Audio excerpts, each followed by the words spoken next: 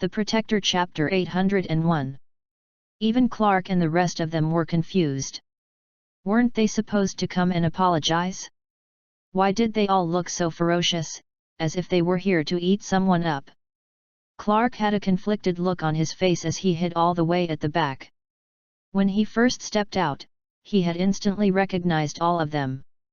They were all the top-notch leaders of Southampton. Especially Zabian, who was the most important person from Southampton. How could he not know him? Of all people, who would have thought that they had offended Levi? Ha ha ha! Zabian burst out laughing when he heard Levi. He was overjoyed. It's been too long since he had met such an arrogant young man.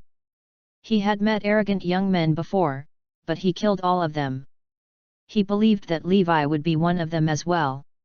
Kiddo, you really don't know who I am, do you? Zabian asked. I don't, and I don't need to know either, because I know that you are not my match. Tyrannical. Arrogant. Insufferable. However, Levi had a certain calmness about him that controlled the entire atmosphere. This made Zabian panic a little. He recalled how Grover had attempted to stop him. Was this kiddo really an heir from Oakland City? Are you from Oakland City? Zabian asked him tentatively. No, I was born and bred in Northampton. Levi said. Good then. Zabian smiled. Kiddo, let me tell you, there are some people in this world that you cannot afford to offend. One example would be my grandson.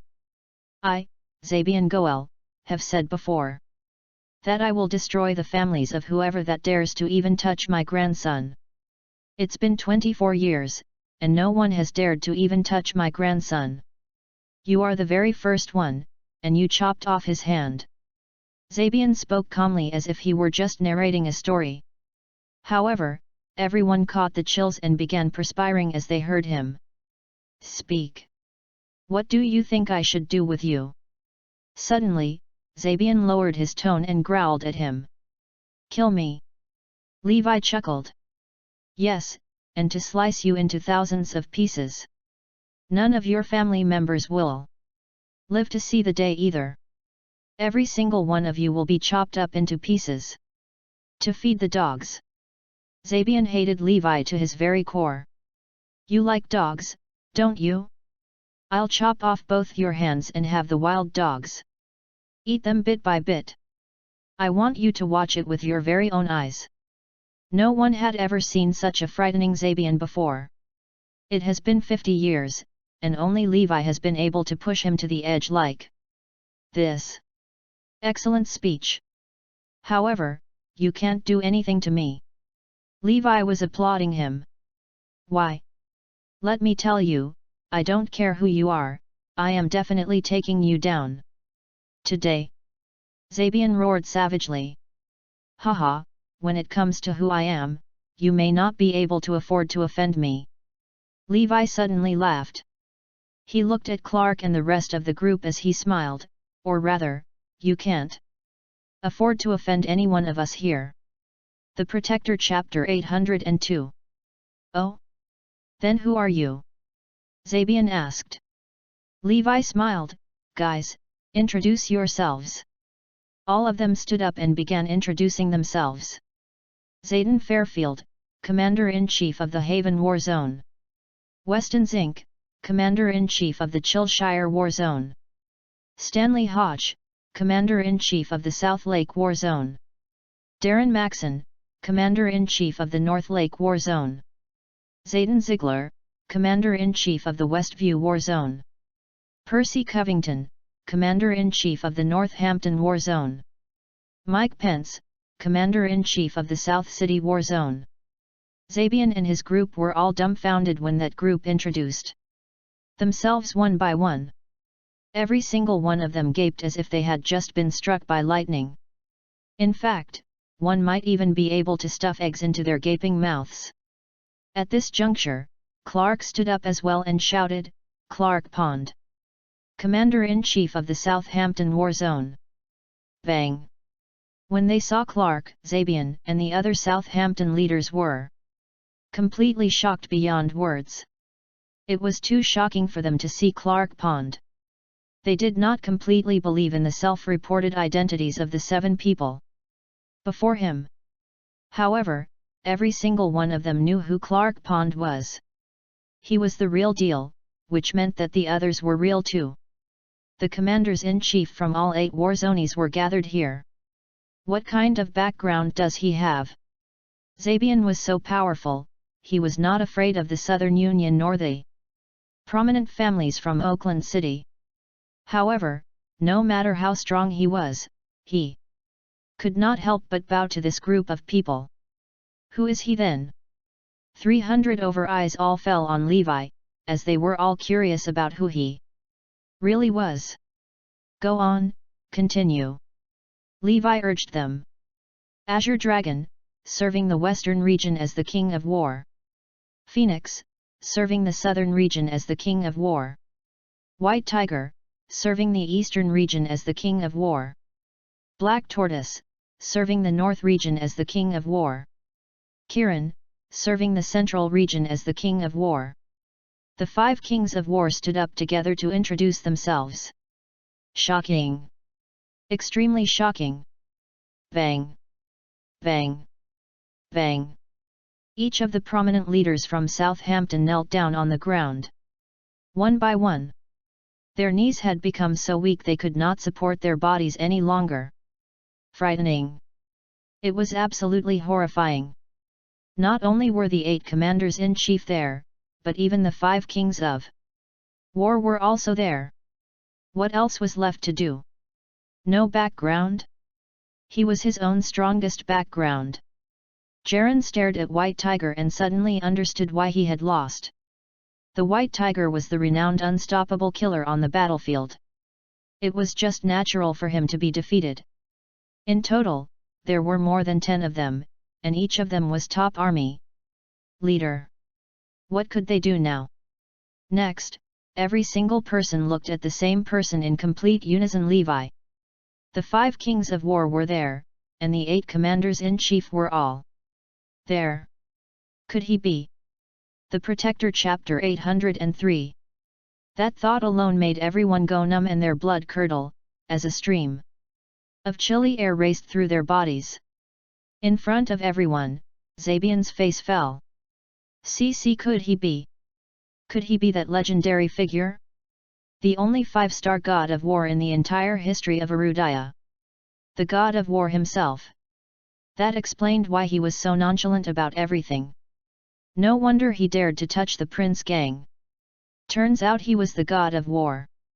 Zabian had heard that the Gates and Caesar families were wiped out because they came to South City. Also, it seemed that the master of the Southern Union had come to South City for the sake of his disciple, only to lose all contact after that. Now it was all clear. They were all defeated by this colossal god. With his presence, so what if all the prominent families in Southampton banded together? Regret. Utter regret. Grover had come to him personally to advise him to leave. He paid no heed to that advice as he was too anxious. Come to think of it now, it was a close shave. For Grover to come and advise him, it showed that he was really not Levi's match. I am Zabian Goel of Southampton, here to pay my respects to the god of war. Bang! He fell on his knees in front of Levi. All of us are here to pay our respects to the god of war. Everyone followed suit as they knelt down and shouted together. Jaren and the other younger ones were all too stunned by what they saw and could not react at all. When they saw their grandfathers and fathers kneeling down on the floor one by one, they were completely dumbfounded. Kneel down. Why are you still stunned? They were forced to get down onto the floor and to all kneel before Levi. We did not know who we were dealing with and we offended you, sir. Please punish us. All I ask of you is to protect the Goel family lineage. Zabian's head was stuck to the ground as he begged fervently. Having offended the god of war, all he hoped for was to be able to keep his Family lineage. It was the same for everyone else. They could handle any punishment, as long as Levi allowed them to save one descendant in order to keep their lineage. Levi looked at Clark and the rest of them. It's all your fault. I was about to just kill a few of them. Because of you, my identity is exposed. It's our fault, Chief. Clark and the other leaders all looked down like guilty children. Let's do this. You can all escape death, but there will still be punishment. From now on, all of you will have to yield to me. Every year, you have to provide for the military expenses, do charity work, and contribute to Southampton's development. Levi said. We are willing. They were simply overjoyed that Levi was willing to let them off. At least they could protect their families. Clark and the others shook their heads with bitter smiles. Before Levi had even reached Southampton, he had united all the 29 prominent families from Southampton. Zabian said, Sir, 29 out of the top 30 prominent families of Southampton are here, except for the Jones family. What do you think? The Protector Chapter 804. Levi was delighted when he heard that question. He did not expect to gather all 30 families, except for the Joneses. What a coincidence! The Joneses did not see this coming at all. All of the 30 prominent families were now under Levi, except for the Jones family. There is no need to do anything to the Joneses yet. Levi smiled. Yes, sir. Zabian had a harsh look in his eyes. With just one look from Levi, he immediately understood that there was bad blood between the Joneses and Levi. From then onwards, the 29 prominent Southampton families completely ostracized the Jones family. Even the other families followed suit, as they were all controlled by Zabian and the other prominent families. With that, the entire Southampton had effectively ostracized the Jones family. Just that they had no idea at all. The Southampton prominent families immediately left. They had never expected that after this trip, they would lose control over their own families, and would be controlled by one person from now onwards. Tyler rushed there as he felt that things were going terribly wrong. From the various clues, he guessed that Lucas was in trouble. This group of people did not say anything about it, which meant that it was a huge problem. On the way, Tyler ran into Zabian and group. What? Elder Goel is really at South City? Tyler was completely shocked and immediately got down from the car to greet him. The Joneses. Because of Levi, everyone suppressed themselves when they saw Tyler. He felt that they had grown a lot more distant. The Joneses were at least in the top 6 of the royal and prominent families, so they were extremely familiar with them. Why are they behaving this way? What are you doing here? Zabian asked impatiently. If not for Levi's instructions, he would have destroyed the Jones family. I was worried about Lucas, so I came here to take a look. Tyler said. That's right, he is in trouble. Big trouble, in fact. Zabian said coldly. Oh, big trouble. Tyler was taken aback. Indeed, for Elder Goel himself to come and settle this, it must be a serious matter. Indeed, something big had erupted. Something massive. Lucas was castrated, while the other members of the Prince gang had their legs chopped off. Even I have lost an arm. Jaren said as he walked to the front. When Tyler saw that Jaren had lost one arm, he was so startled he nearly fainted. The heir of the Prince gang actually had his hand chopped off. This was unimaginable. If it was in southern region of Arudaya, who would dare to even touch Jaren? It would an understatement to say that the Goel family's power and influence were second to none in the south. However, someone actually chopped off one of his hands? And castrated Lucas too? What courage is this? Both of Tyler's legs trembled as he stammered, who did this? The Protector Chapter 805. Jaren gasped in shock, it's God of War. Gasp. What? Tyler staggered backwards and almost fell to the ground. Of all the people, they offended God of War. No wonder so many people got incapacitated. So you all didn't manage to take revenge? Tyler asked. Are you kidding? Do you think I can defeat the God of War?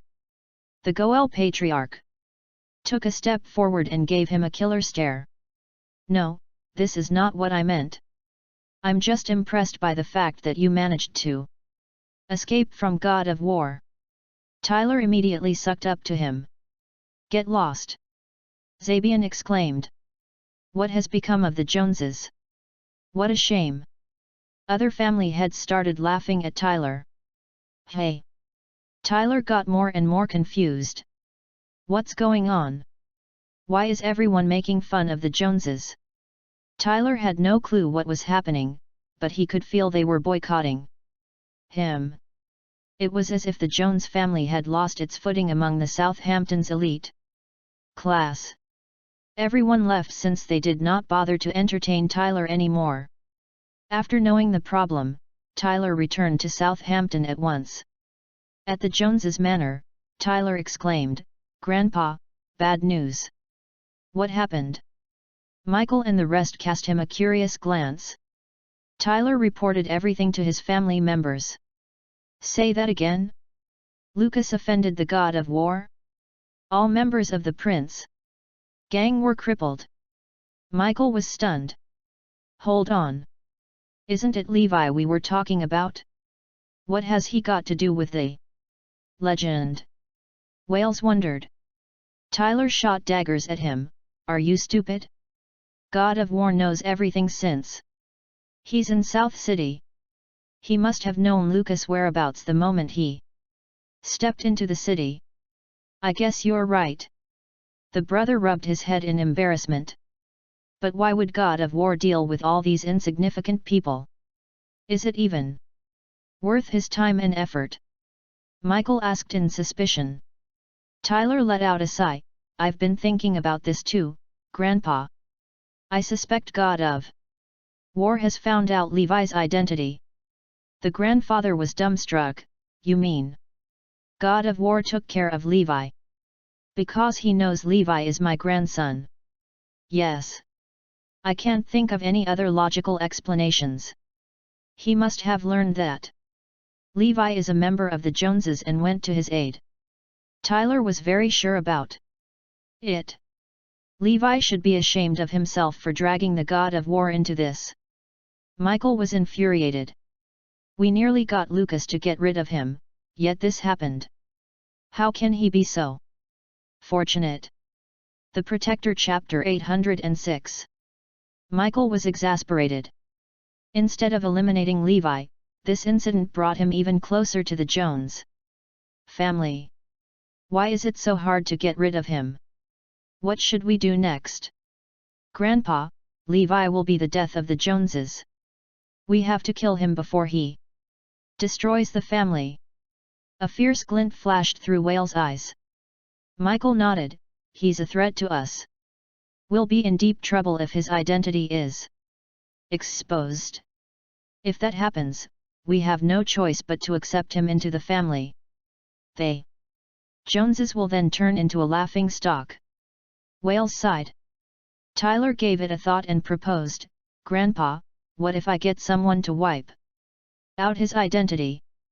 That sounds like a good idea. As long as his records are all wiped out from the system, no one could associate him with our family anymore. Michael responded in excitement. By hook or by crook, the Jones family just wanted to distance themselves away from Levi as quickly as possible. But after finding out about Levi's true identity, the Joneses went begging for him to return and acknowledge his relationship with the family. Of course, this turn of events would only happen later on. All right. Wales, do it as soon as possible. He'll then have to flee South City or Even be forced to leave Arudaya. We'll be able to live in peace after this. Michael instructed. Once Wales left, Tyler frowned and said, "There's something else I wish to tell you, Grandpa. I was talking to the Goel Patriarch and the rest, but they seem hostile, as if they wanted to beat me up. I'm not sure what was going on. It was as if all of these prominent families ganged up on the Joneses." Tyler felt something was amiss, but he could not quite put his finger on it. "Don't overthink. I think it's all because you went to South City with the group and came back in one piece, whereas the others were all incapacitated. They must be mad about it." Michael analyzed. "That's true. The entire Prince gang was crippled, and only Wales and I were spared. I guess I can understand why they're mad at me." Tyler was enlightened. That, however, was not why they were boycotted. At that moment, Wales had arrived at the said department. He pulled some strings and was ready to get them to remove Levi's records from the system. The officer immediately complied with his order as soon as Wales revealed his identity. In a short while, the department officer, who was sweating bullets, walked out of the office. He looked panicked as if he had encountered a big problem. "Did something go wrong?" Wales asked. "Yes, we can't erase Levi Garrison's record from the system." The officer wiped the cold sweat of his forehead. "What? How come?" The Protector Chapter 807. Wales was surprised. How difficult can it be to remove a person's identity from the database? "So? What's the problem? You're authorized to remove a person's records, aren't you?" Wales questioned. "Sir, I don't even have the authority to access his file, let alone remove his record from the database." The officer took a deep breath. "What do you mean you're not authorized? Are you kidding me? He's just an orphan. Why would someone limit the access to his file?" Wales uttered in disbelief. "Not only we have limited access to Levi Garrison's file, but it's also classified as the SSSSS class. That is equivalent to the nation's top official secrets. No one in Southampton has the power to retrieve his file. Deleting his records from the system is just like wringing water from a stone." Even the officer got a shock handling such a highly confidential document for the first time. His face turned pale and the man broke out in a cold sweat. "How can he ask me to clear his records? Is he trying to get me into trouble?" He gasped and tried to regain his composure. "Are you sure?" Wales gritted his teeth and asked. He still found it hard to believe the younger man's words. 100% positive. I've checked over and over again." The officer exclaimed. "All right then. Thank you." Wales had no choice but to leave in disappointment. He had to tell the Joneses what happened here. After Wales left, the officer collapsed onto a chair near him. One of his colleagues once tried retrieving an S-class file and alarmed the entire department. And today, he almost opened a Pandora's box by attempting to access an SSSSS class file. The shock was just too much for him. Suddenly, the control room in the department received a mysterious call. Soon, the department head gathered everyone. The officer turned ashen-faced, and his forehead was soaked in sweat. Everyone wondered what was going on. The head of National Security Agency and Commander-in-Chief of South Hampton's army called to find out if we're investigating Levi Garrison. He shot an angry glance at everyone. That person's information is Arudaya's top secret. The head of the NSA warned us that the act of retrieving his file is a crime, and he'll come personally to look into this matter. Bang! The officer who helped Wales to check on Levi's status passed out and collapsed onto the ground all of a sudden. He did not expect this to happen. Who is this Levi Garrison? What is his identity? Are all Joneses as idiotic as Wales? Where on the earth did they find the courage to wipe out his records? Many people were aware of what happened earlier, but no one dared to say anything about it. They too broke out in a cold sweat. They couldn't imagine what was like to have an identity like Levi's. The Protector Chapter 808. Meanwhile, Wales arrived home after leaving the department. Everything settled? That's fast. Both Michael and Tyler asked as they were surprised to see him back so soon. Nope, Grandpa. They can't delete his records from the database.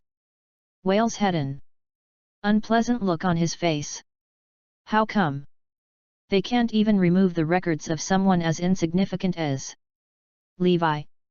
Both of them refused to believe Wales. The latter nodded, not only that. They are not authorized to access his file at all. What? The grandfather stood up right away.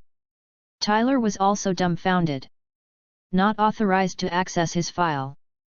They widened their eyes in disbelief. That's right. His file was classified as SSSSS, which is equivalent to the country's top secret. Even the officers there got the shock of their lives. Unbelievable. The color drained out of Wales' face as he recounted the incident. How is this possible? Levi's file is classified under the SSSSS class? Levi Garrison? But he's a nobody. Michael and Tyler were completely stunned. Wales said in a helpless tone, I even double confirmed with the officer to make sure the name was correct, and all I got was the same answer. But how? They could not accept this. Tyler's eyes glistened and gently patted the back of his head. I think I know. Why? Why? Michael and Wales turned their attention to Tyler. We all know Levi's background, right? Tyler asked. Of course. He's from the Garrison family from the capital city. To them, even the Goels are just nobody. Wales said. Tyler nodded. See, that's it. Since the Garrison family had deserted Levi, of course they would think of ways to erase all his connections with them. Michael's eyes flickered with hope. So you're saying, the Garrisons did this? That's right. This is the only logical explanation I can think of. Only the Garrisons have the power to classify people's personal records under the SSSSS class. Tyler nodded steadily. You're right. The Garrisons do have the power to do so. Michael responded with a smile. Wales shot out a vicious stare and said, Levi Garrison is a bast *RD. He doesn't even know who his parents are, yet he still tries to cling onto the Jones family. Michael did not show any changes to his expression when Wales was bashing Levi. He was not even bothered by how Wales indirectly attacked his daughter. This clearly showed how much he hated Emma. I'll never allow such a bast *RD to enter the Jones family. Over my dead body. Michael roared. The Protector Chapter 809. Grandpa, though we don't want to admit our relationship with Levi, we cannot deny the fact that the god of war has rescued him. One day, we'll still have to repay his kindness. Tyler said. What should we do then? Michael asked. Perhaps we should give the legend a gift. Tyler suggested. What should we give? Michael stroked his chin as he pondered. Paintings and jewelry might be exquisite, but I don't think he's into these things. As a warrior, he must be fond of weapons. Grandpa, we do have an ancient bronze sword, don't we? Shall we give it to him? Tyler proposed. Upon hearing the suggestion, Michael burst out laughing. You're indeed the man. The Jones family can rely on. Brilliant. With this gift, not only can we repay his kindness, but we might also gain his favor as well. Come on, let's send the gift over. Without hesitation, Tyler immediately had the gift delivered to South City War Zone. Mike looked at the gift and did not know what to do with it. He contacted Levi and told him about the gift from the Joneses. "Keep it," Levi ordered. In just a short while, Seth delivered the gift to Morris Group. Unwrapping the gift box, a bronze sword that was covered in rust showed itself. It carried a musty metallic odor. The sword was an antique the Jones family bid during an auction for $300 million. How generous of them! Levi smirked. "I wonder how would they react if they find out the sword is with me." Levi then instructed Mike to inform the Joneses that he was pleased with the gift and had accepted it. Upon receiving an update from the God of War, the Joneses were exhilarated. Especially Michael. He was so excited that he could not sleep the whole night. After all, it was the first time the God of War communicated with them directly. The Jones family were utterly pleasantly surprised. Imagine how Michael would react if he found out the man he regarded so highly was none other than Levi? Though the Joneses viewed the bronze sword as their family's prized possession, Levi treated it as a toy. "You bought a fake sword from Amazon? It looks like someone is very free today." Iris could not help to grumble when she noticed Levi was playing with a sword. A sudden frown warped her face. Clearly, she was not in a good mood after attending a meeting. She became even more frustrated after seeing Levi wielding his sword like he did not have a care in the world. "Since you're so free, why don't you focus on your work? Do you still remember about the $1 billion deal with the Black family?" Iris reprimanded him. "What's wrong with you? Why are you so mad?" Levi felt something was amiss with her. "That $5 billion project. One of the vendors has yet to clear its payment. We don't know what to do with them anymore." The Protector Chapter 810. Morris Group had recently won an electronic product-related project from a foreign company that was based in Southampton. The project was worth $5 billion. But this company, which was headquartered in Raisonia, still had not settled 70% of the payment. Iris had deployed her team to chase the payment from them, but to no avail. The company even sent people to bash them up. At this point, Iris did not have any tricks up her sleeves anymore. That was the agenda for the meeting she attended earlier. Yet, they still could not figure out the best solution to end this nightmare. All they could do was to wait. But the more they dragged, the greater the financial losses Morris Group had to bear. Levi was shocked. "What? Who has the guts to owe Morris Group money?" Levi had no respect for people like this. How could he tolerate this kind of people now that they had stepped on his toes? Yes. The boss is simply a hooligan. He even ordered his man to beat our people up. I really have no idea what to do now. Iris sighed and massaged her forehead. "Leave it to me. I'll take care of it," Levi said. "You?" Iris thought she heard wrongly. "Don't you trust me? Since you can't handle him, why don't you let me give it a shot?" Iris thought what Levi said made sense. "Oh well, I guess we can give it a try." She then passed the file to Levi and said, "All right, here you go. Try your best, but don't push it, okay? They're not easy to deal with." Iris did not have high hopes for him to solve the problem, anyway. In her mind, she was already thinking of getting help from Neil and the mysterious boss. Though it was not a small sum, Iris felt embarrassed to trouble the two men. This was why she insisted of handling this matter on her own. Levi then left the office for Southampton with the file. "If you play with fire, you get burned. Come with me, Seth." Levi called Seth and get him to drive him there. Southampton was about 1.5 hours away from South City. Very soon, the two arrived at their destination Vision Group. It was a foreign company that was headquartered in Raisonia.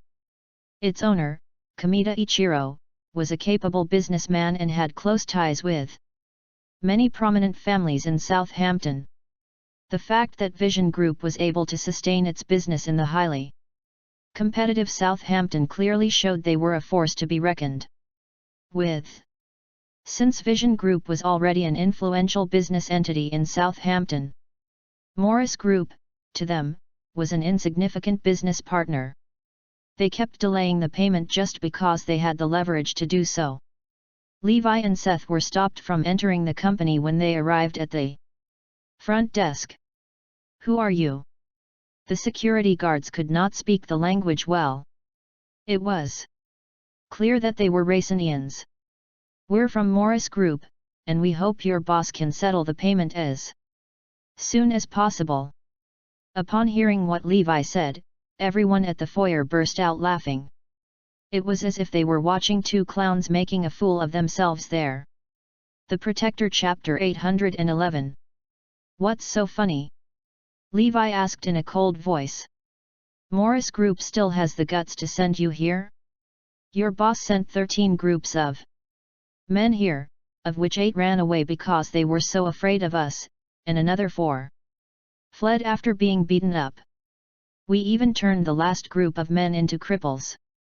They're just not giving up, aren't they?" The security guards looked at them in disbelief. Levi said calmly, "Oh yes. We're also here to demand for medical fees and an apology." Everyone around the front desk laughed even louder. Levi and Seth instantly became the laughing stock of the day. "Medical fees and demand an apology from us? What a joke!" Roars of laughter resonated in the building. "You want to ask for payment? Come, follow me." Instead of throwing Levi and Seth out, the security guards brought them to the chairman's office. Ah! All of a sudden, the two of them heard a loud cry while they were walking along the corridor. Soon, they saw 2 men dragging an unconscious man toward them, and the man was covered in blood. "He's also here to ask us to clear our payment," the security guard said with a smirk as if he were warning Levi he would suffer the same fate too. Levi took a glance at the person. So that's their usual tactic to get rid of anyone who got in their way. How atrocious! How can we allow these foreigners to wreak havoc as they pleased in Arudaya? A fierce glint flashed through Levi's eyes. He was really keen to know who on earth was this Kamita Ichiro. A voice emerged from the office. "What now? Someone asking for their payment? Again?" "Yes, sir. It's Morris Group again," the security guard answered in a respectful manner. "Bring them in." Levi and Seth then entered the office, where they saw many vicious-looking men. These were all dressed in a traditional robe and had a long sword as their weapon. Those men exuded an aura that would frighten anyone near them. This was also why people who demanded payment would not achieve what they came here for. These armed men would have intimidated them and frightened them off. Bang! One of the men shut the door, while the others stood around Levi and Seth and shot daggers at them. Kamita was leaning against a leather chair and puffing at a cigarette. "From Morris Group?" he asked. It seemed he had spent a long time in Arudaya since he could speak the native language very well. "What do you want?" Kamita puffed at his cigarette again. "You still owe us 3.5 billion, so please pay up. In addition, you injured our men, so we're here to demand their medical fees and an apology," Levi said. Whoosh! All of a sudden, 2 of his samurais drew out their long sword and placed it on Levi's and Seth's necks. The Protector Chapter 812. It was as if time stood still. The tension in the room was so thick one could cut it with a knife. The edge of the sword was so icy cold that it sent chills down Seth's spine. Sweat droplets also started rolling down from his forehead, and he could not help but gasp. The sword would have cut through his neck if it had tilted a little. On the other hand, Levi remained calm and did not show any changes on his expression at all. As if he felt nothing on his neck. After a while, Kamita sat straight up and looked at Levi. "Aren't you afraid?" "No." "Why not?" Kamita was curious. "Because I'll smash his skull before he could do anything," Levi said nonchalantly. "Try me if you don't believe it." Kamita and his men were stunned by how steady Levi was. "Put down your swords." Kamita signaled with a hand wave, and the two men retracted the swords from their necks. "You've got a lot of nerve, young man." Others would have dropped to their knees right away. Kamita was impressed with how courageous Levi was. "Cut the crap and do what I said. Clear the payment, settle the medical fees, and apologize immediately." Levi was running out of patience. Kamita's men took a step forward and gave Levi and Seth a murderous stare. "How dare you come here and make all these demands?" Kamita slammed the desk with his hand. "The man you saw earlier came for the same thing too, and he's now half dead. After being beaten by my men. Everyone in Southampton knows I don't deal with this clear payments. Nonsense. Every year, I turn at least 100 people into cripples because of this demand. Yet, you people still come after me. Erudians are plain stupid." Kamita said condescendingly. "You're not an Erudian, right?" Levi asked. "That's right. Not an Erudian but a Raisonian." "What's wrong?" Kamita wondered what was on his mind. "You're not an Erudian, yet you behave like a barbarian on our land." Levi's face darkened. "This is how I run my business empire.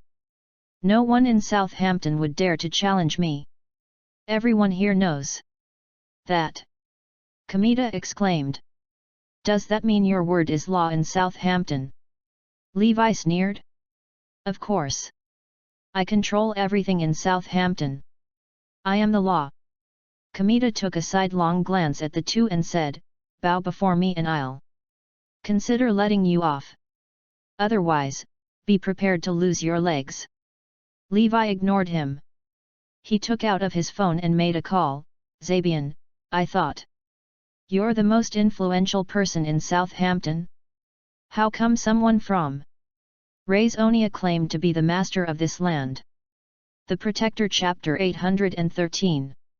The phone call Levi made shocked Kamita and all his men in the office. "Who did he call? Zabian? Who is Zabian?" Kamita did not know what was going on. "Zabian Goel, the patriarch of the Goel family." His assistant reminded him. "What? Mr. Goel?" Having lived in Southampton for nearly 2 decades, Kamita certainly knew who Zabian Goel was. He's the #1 man in Southampton. None of the prominent families here would dare to defy his order. "Are you kidding me? This lad gave Mr. Goel a call." Kamita chuckled. Did the young man just claim that he was calling Mr. Goel, the mysterious man who sits on top of the social pyramid in Southampton? An errand boy like him has access to Zabian Goel? Are you kidding me? Everyone in the office burst out laughing. Southampton, the most economically advanced city in the entire Erudia. Hence, a lot of prominent families were based here. There were just too many prominent families here, but there was a hierarchy. They were generally divided into the common prominent family, quasi-royal family, and true royal family.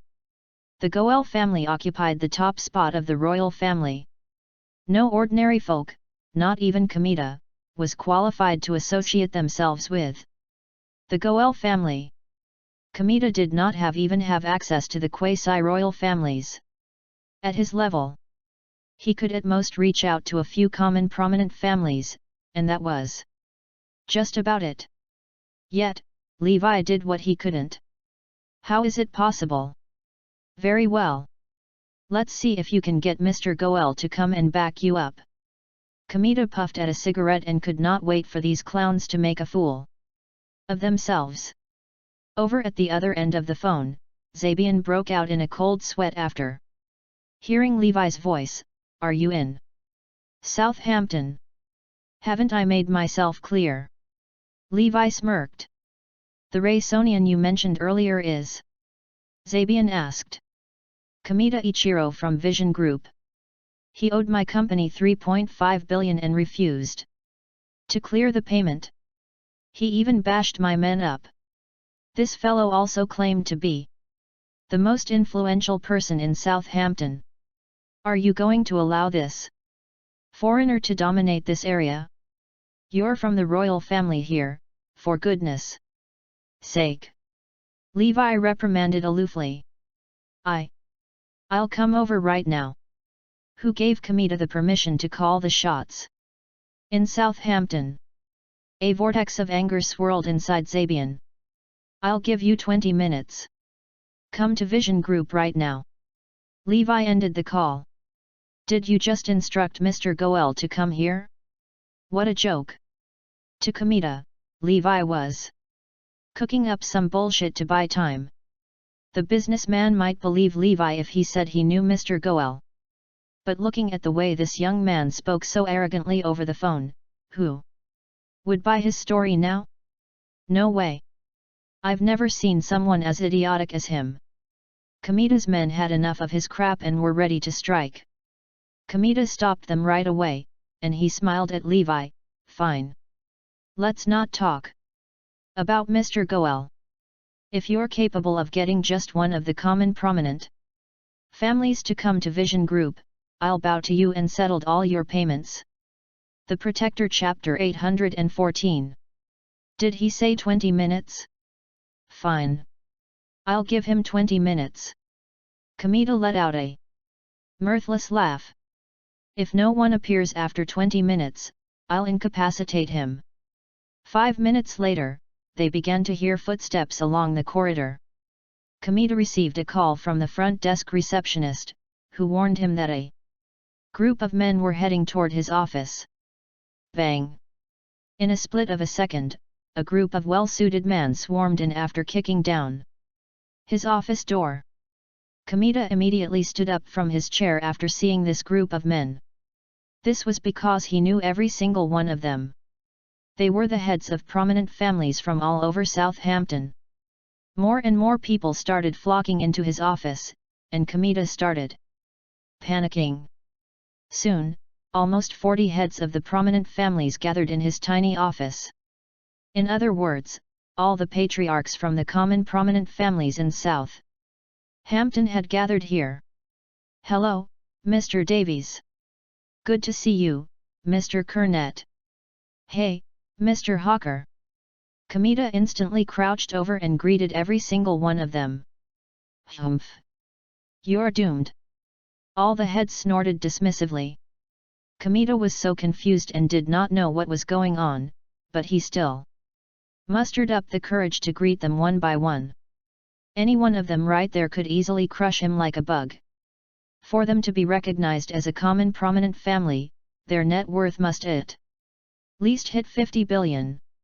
And all these people had met this minimum requirement. Just when he thought no one else would show up in his office, more people started coming in. And this time, there were 20 of them. Kamita's heart nearly leapt into his throat when he saw them walking into his office. They were the patriarchs from the 20 quasi-royal family. The other family heads, who arrived earlier, made way for them to come through. Quasi-royal families were a stratum above them. What brought you all here? Kamita was about to drop to his knees. The common prominent families could already destroy him easily, not to mention these quasi-royal families. Even if they had spat on the floor, Kamita had to cup his hands to collect the fluid. In Southampton, this was a classic example of survival of the fittest, as the social structure here was highly hierarchical. Kamita did not know them very well. Even when he greeted them respectfully, All these influential men just ignored him. He was not qualified to talk to them. He was not qualified to talk to them. Hold on. What's going on? What are all these influential figures doing in my office? The large group of people had clouded Kamida's mind. As soon as he regained his composure, he suddenly thought of the most terrifying question ever: why are they here? Instinctively, he turned around and looked at Levi. Could it be because of him? All because of the phone call he made earlier? Didn't he give them 20 minutes? All these people literally turned up in the blink of an eye. At this point, Kamita was already sweating bullets and trembling in fear. All of a sudden, a voice emerged from the corridor: Mr. Goel has arrived. The Protector Chapter 815. At the sound of this voice, the masters of these common prominent families in Southampton stood upright with solemn faces. This was Zabian Goel's prestige in Southampton.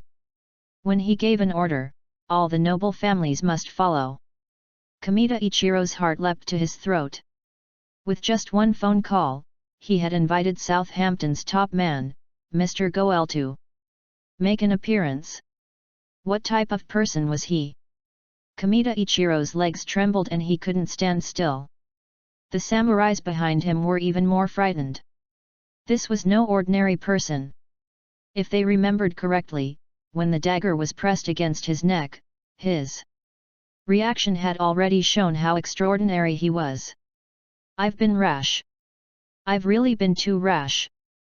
In the next instant, Zabian Goel brought the patriarchs of the other 8 royal families. All royal families in Southampton were present with the exception of the Jones family. When the rest saw Zabian, they bowed low and greeted him respectfully. Greetings, Mr. Goel. However, the elderly took no notice of them. He brought all the royal families and the quasi-royal clans to meet Levi. In unison, they greeted, Greetings, Mr. Garrison. It was like a thunderclap in the atmosphere. In that instant, the atmosphere was filled with shock. The dozens of heads of the nobles could not believe their eyes. The samurais, too, were shocked. Kamita Ichiro was astounded. What's happening? The patriarchs of the royal families were greeting a young man with respect. Who could this person be? There was a sense of mystery in the air. The key person was Elder Goel. He is the most important person, isn't he? Yet, he is bowing to the waist to greet this person. This is the most frightening aspect of the situation. Zabian Goel turned around, pointed at all other common prominent families and said, Mr. Garrison, you haven't met these nobles yet. Let me introduce you to them. Levi nodded his head slightly. Listen well. This Mr. Garrison standing in front of your eyes is the master of the 9 royal families and the 20 quasi-royal families. From now on, you giants will also take orders from Mr. Garrison. His identity is beyond your imagination. Zabian announced to those present. Although the heads of the common prominent families were surprised, they shouted together in obedience, Hail, Mr. Garrison! We will serve you as our master in the future. They did not need an explanation. All they had to do was to follow Zabian's instructions. If Elder Goel served Mr. Garrison as his master, who were they to question him? They only had to trust and obey, as there was no other way. Mr. Garrison, from now on, the top 100 Southampton giants will follow your orders, except for the Jones family, of course. Zabian Goel declared. The Jones family was from this moment isolated in Southampton. Well, that's okay. Levi laughed. Oh, I stray from the matter at hand. Zabian suddenly called out, Who is Kamita Ichiro? The Protector Chapter 816. Thud. When Kamita Ichiro heard his name being called, he was overcome by fear and collapsed onto the ground. Splash! Following that was the sound of liquid spilling and a strong stench. Kamida's trousers became wet. He was so scared that he urinated. The samurai with him were also wetting their pants. What bushido was this? In the face of real power, they were reduced to wetting their trousers. A long time ago, Levi met some samurais from the country of Razonia. At that time, Levi's proud words had made the Razonia warriors fearful to this day. What is bushido? What I do is bushido. I heard that you haven't paid the balance due. Zabian asked as he hit the ground with his new walking stick, which was carved into the shape of a dragon head.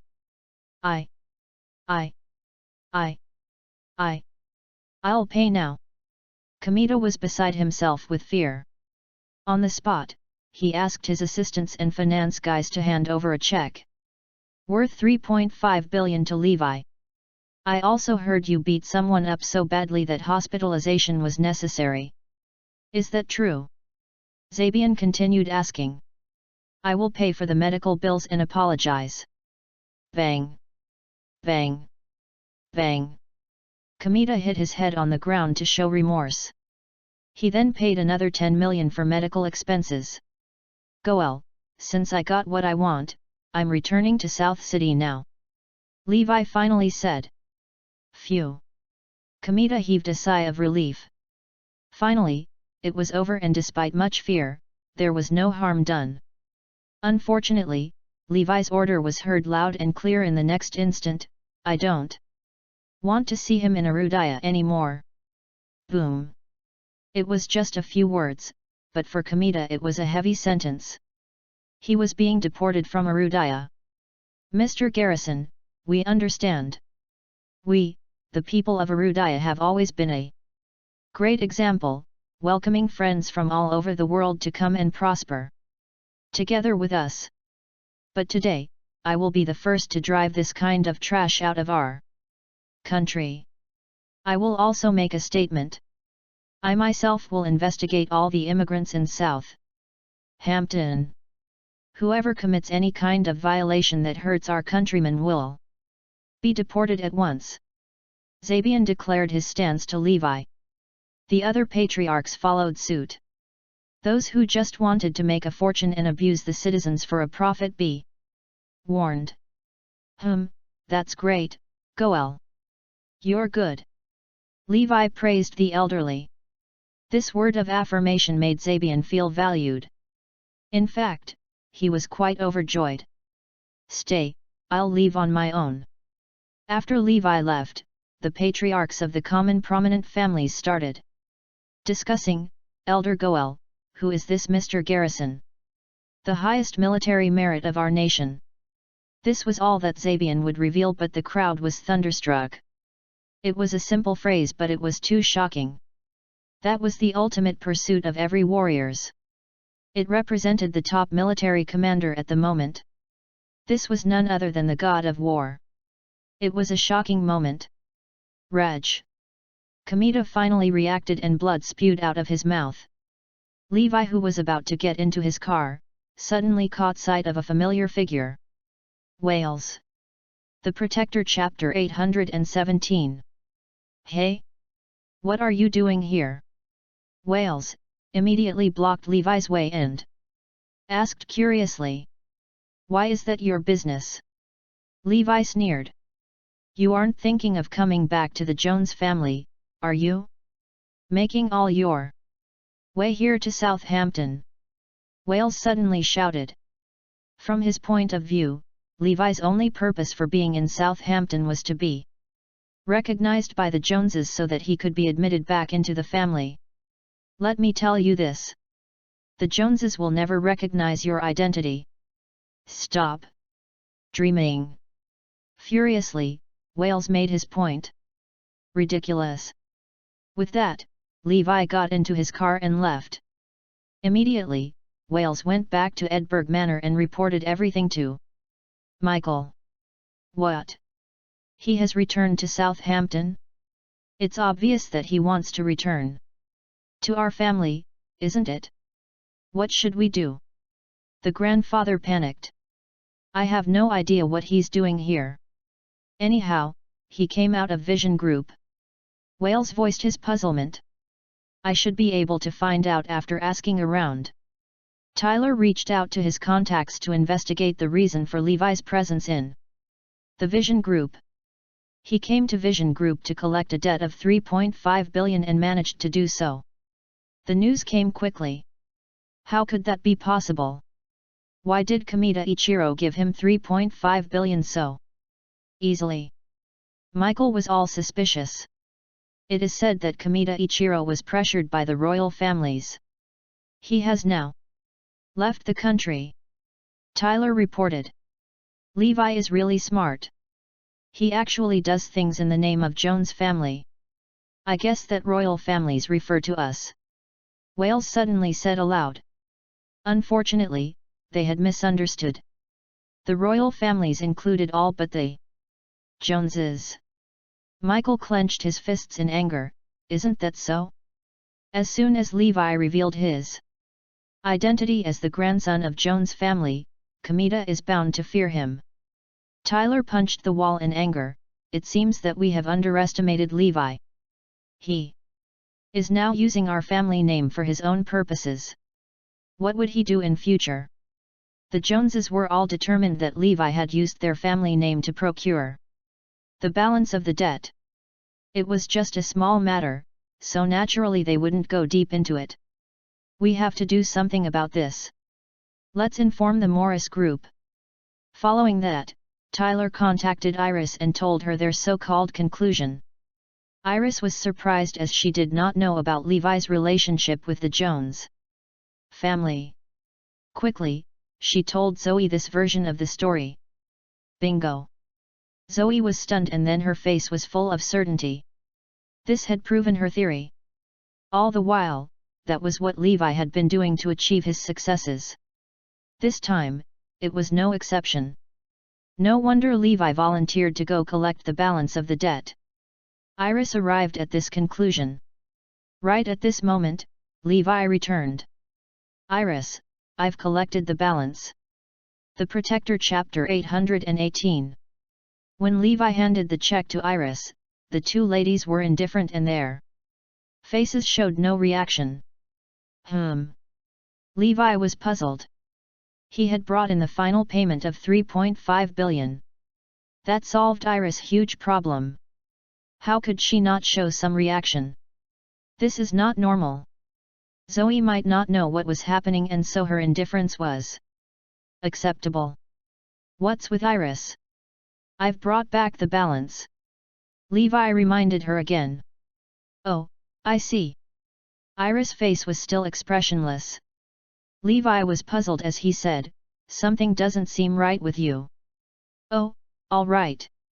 Should I praise you? You're awesome. You can settle what we can't do so easily. From now on, we shall let you collect all debts. Iris praised him vehemently.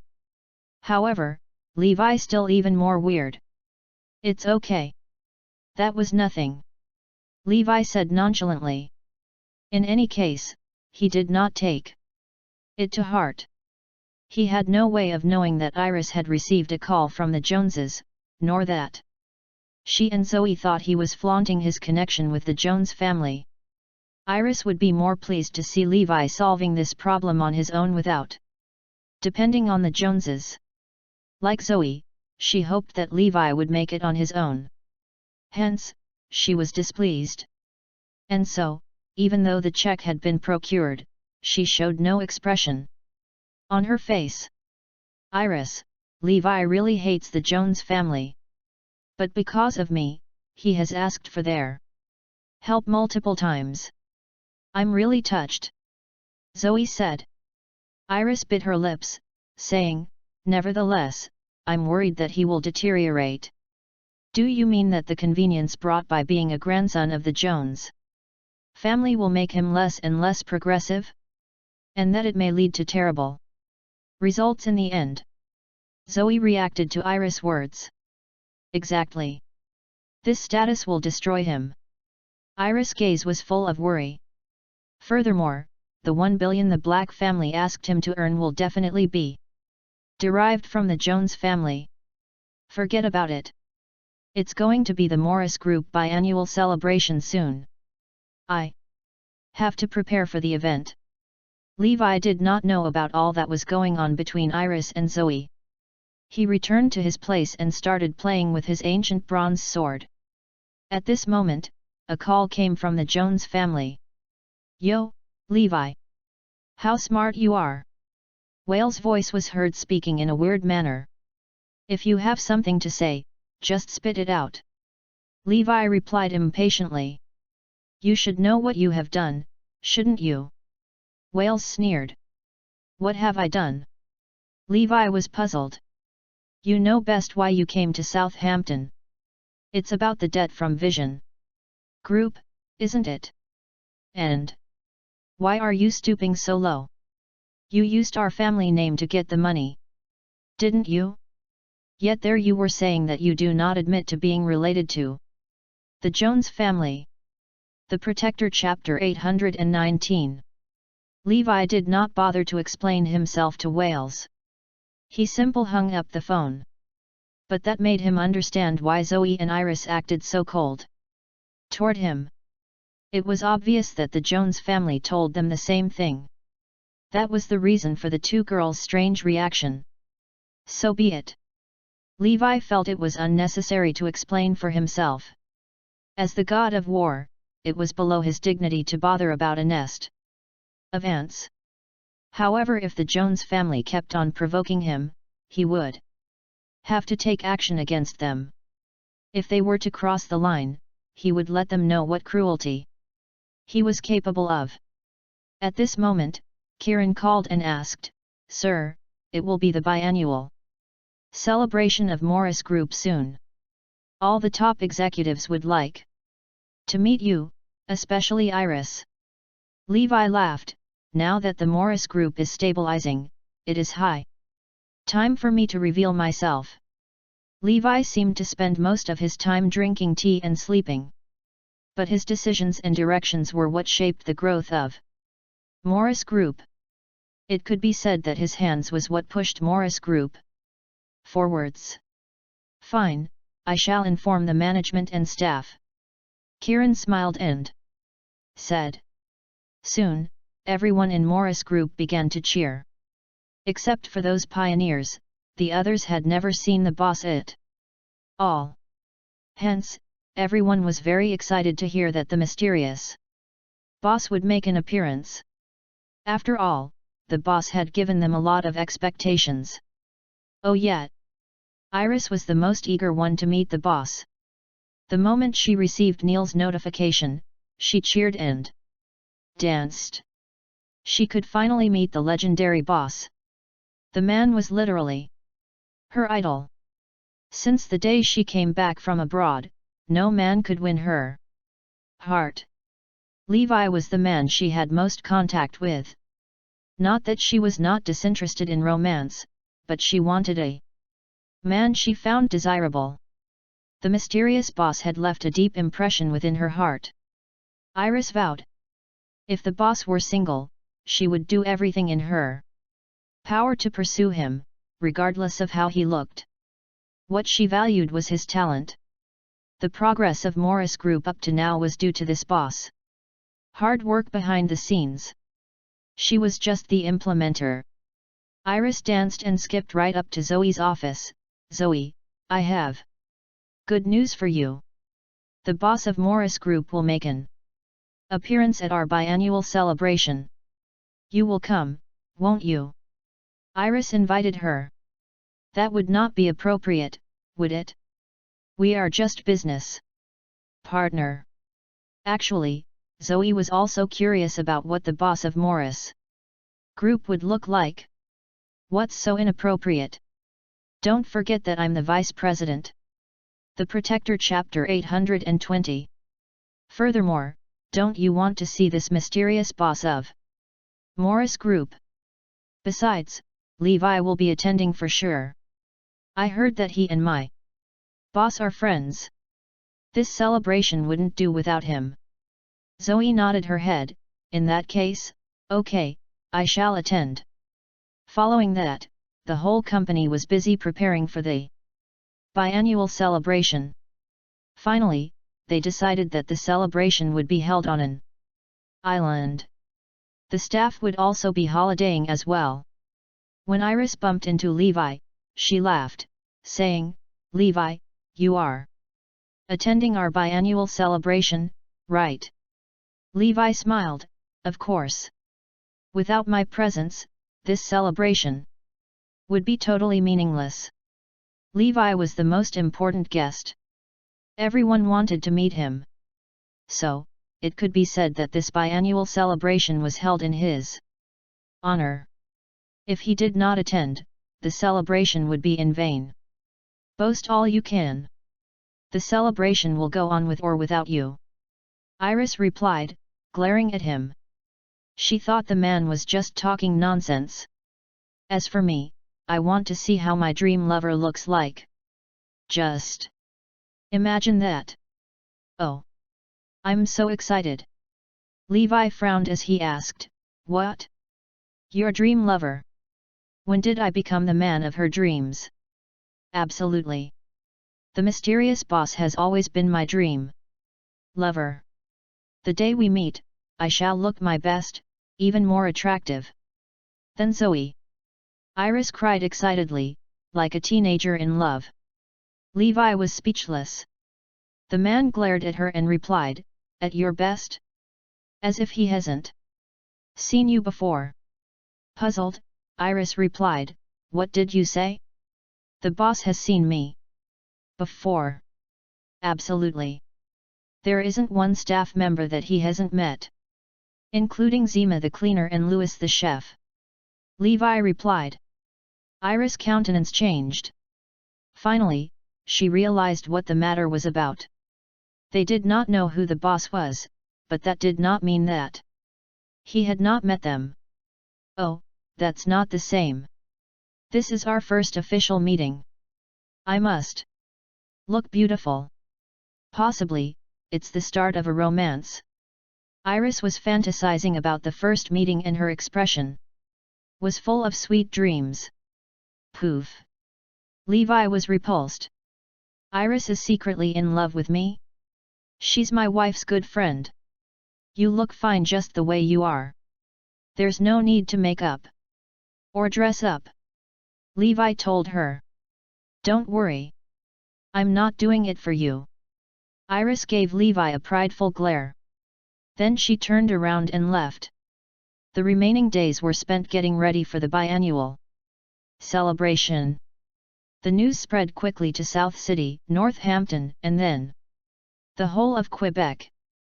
Although the Morris Group was low-key, everyone knew that after the reshuffling of the major players in Northampton and South City, the biggest beneficiary was the mysterious boss behind the company. Everyone was curious about him. All of them wanted to know who he was. The Protector Chapter 821. Within half a year, he had taken Morris Group to the next level. The Black family called Zoe over when they heard about the news. "Grandpa, Grandma, what's the matter?" asked Zoe. "Zoe, I heard that Morris Group is going to hold its biannual celebration. Are you going to participate?" asked Meredith anticipatingly. "Yes. Why are you asking this?" "That's great." Meredith ignored her question and continued asking, "Is it true that the mysterious boss is finally going to show his face?" "It's true." With a glint of excitement in her eyes, Meredith exclaimed, "That's great news. I heard he is one of the most edible bachelors. Rumors have it that he has a strong background, which is why he got the last laugh when his company survived the financial market upheavals in Northampton and South City." Robert concurred with his wife, "Indeed. He is a competent man since he managed to get a foothold in the market."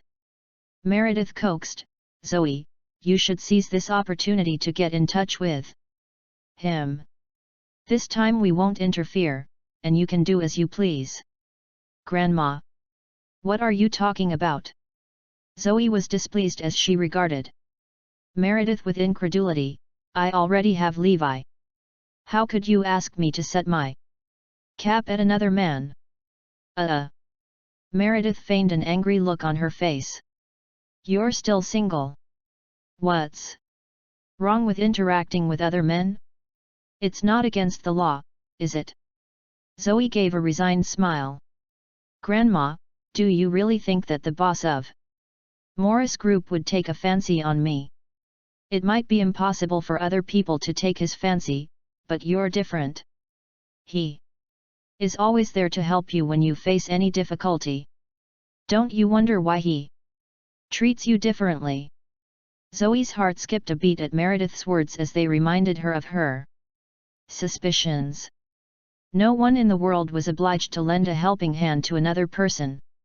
Except for our family and friends who might step forward out of love, those who offered to help gratuitously definitely had ulterior motives. It had been weighing on her mind, why would the boss of Morris Group help me? Is it like what Grandma said? Does he have feelings for me? Although none of them had seen the mysterious boss, Zoe knew the boss had his eyes on them. Meredith persuaded her smilingly, Zoe, don't let this opportunity slide. Maybe you would fall for him once you meet him. All right. Zoe answered compliantly, giving her grandma a put-off. I will never fall in love with any man other than Levi. When I meet him, I will ask him why did he help me so that I could return his favor. The Black family, on the other hand, held a different thought from Zoe. They believed that if Zoe could win the boss fancy, it would be in everyone's interest. Soon, it was Morris Group's biannual celebration. One day before the celebration, the employees of Morris Group, including Zoe and Levi, were sent to the island. The Protector Chapter 822. Iris carried her 4 pieces of luggage, full of her clothing for the trip. She planned to try them on and choose the one that looked best for the celebration. Levi was rendered speechless by her act. Iris is making a big thing of it. Will she be angry once she knows that I am the mysterious boss? Levi, I wonder why the boss of Morris Group helped me in the previous times. What are your thoughts on this? Zoe asked curiously. I guess he has fallen head over heels for you because you're such a gorgeous lady. Levi replied earnestly.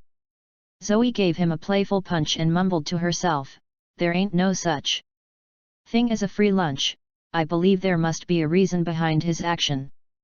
Well, maybe he looks up to you because of your talent.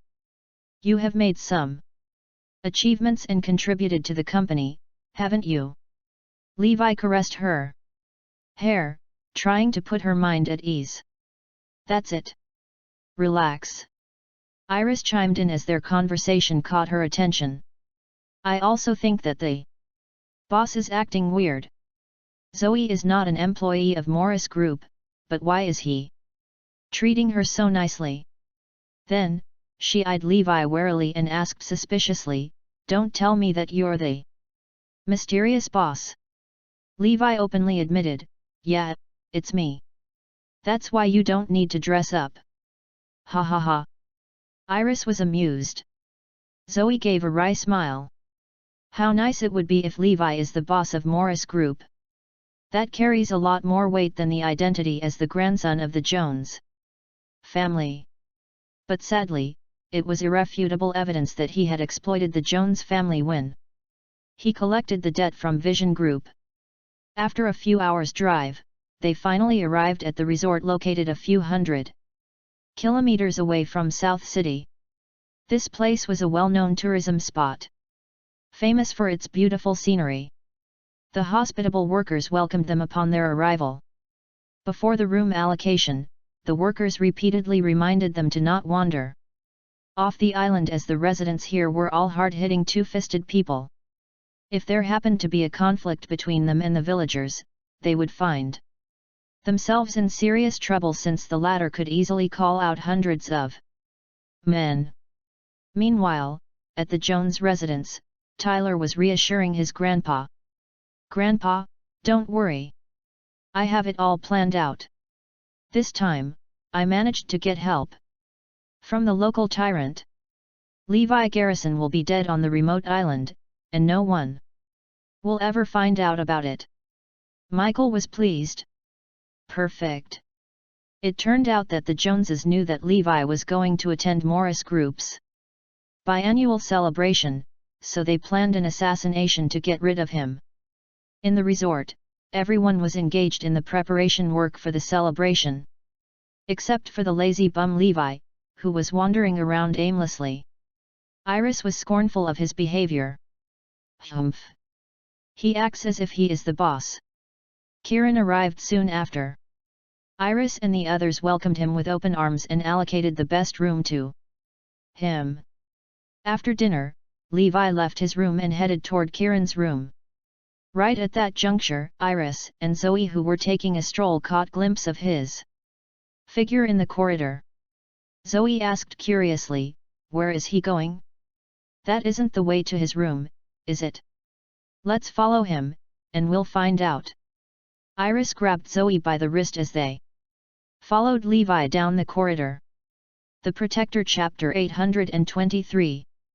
The two followed Levi all the way to the presidential suite.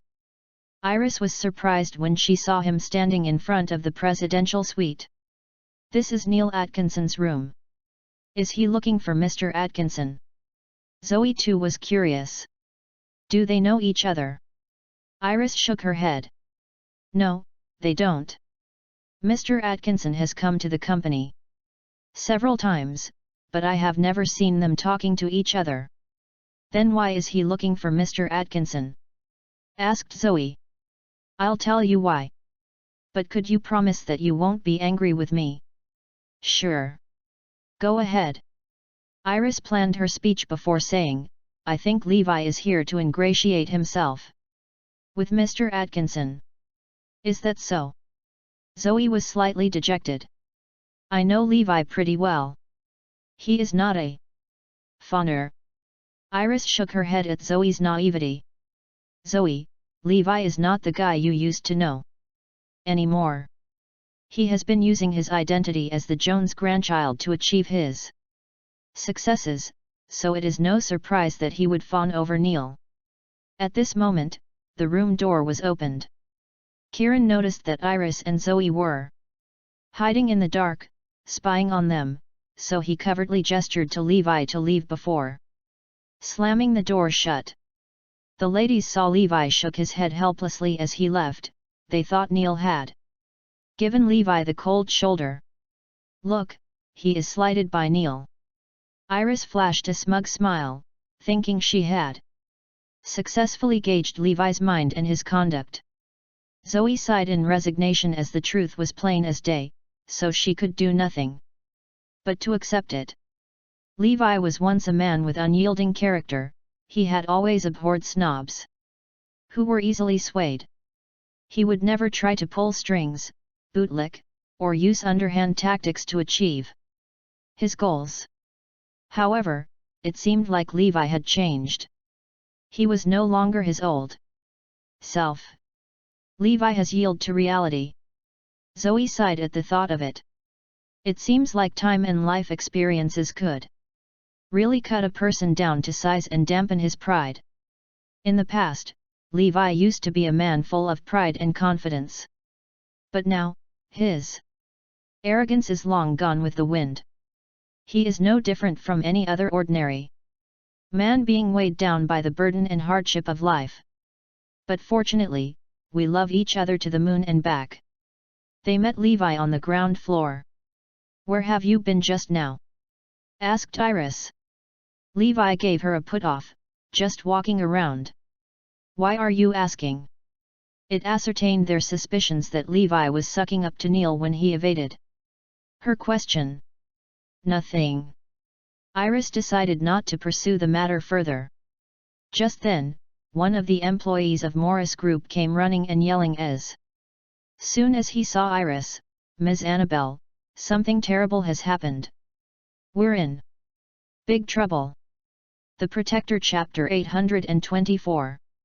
Iris frowned slightly as she uttered, "What's wrong? Slow down and tell me what happened." The employee gabbled in panic. Just now, a few of us were strolling around. All of a sudden, a group of people appeared and asked for money. We got into an altercation, and they started beating us up. Now, they have held some of our employees captive for ransom. All of them recalled the resort workers' reminder the locals were all two-fisted folks who liked to look for trouble. However, none of them paid heed to the advice, as they would never have expected something like this to happen on the island. Oh no! It must be Oliver Ross. With a worried expression, one of the resort workers gibbered. The bustle of the preparation work for the upcoming celebration must have caught his attention. Who is this Oliver Ross? Asked Levi.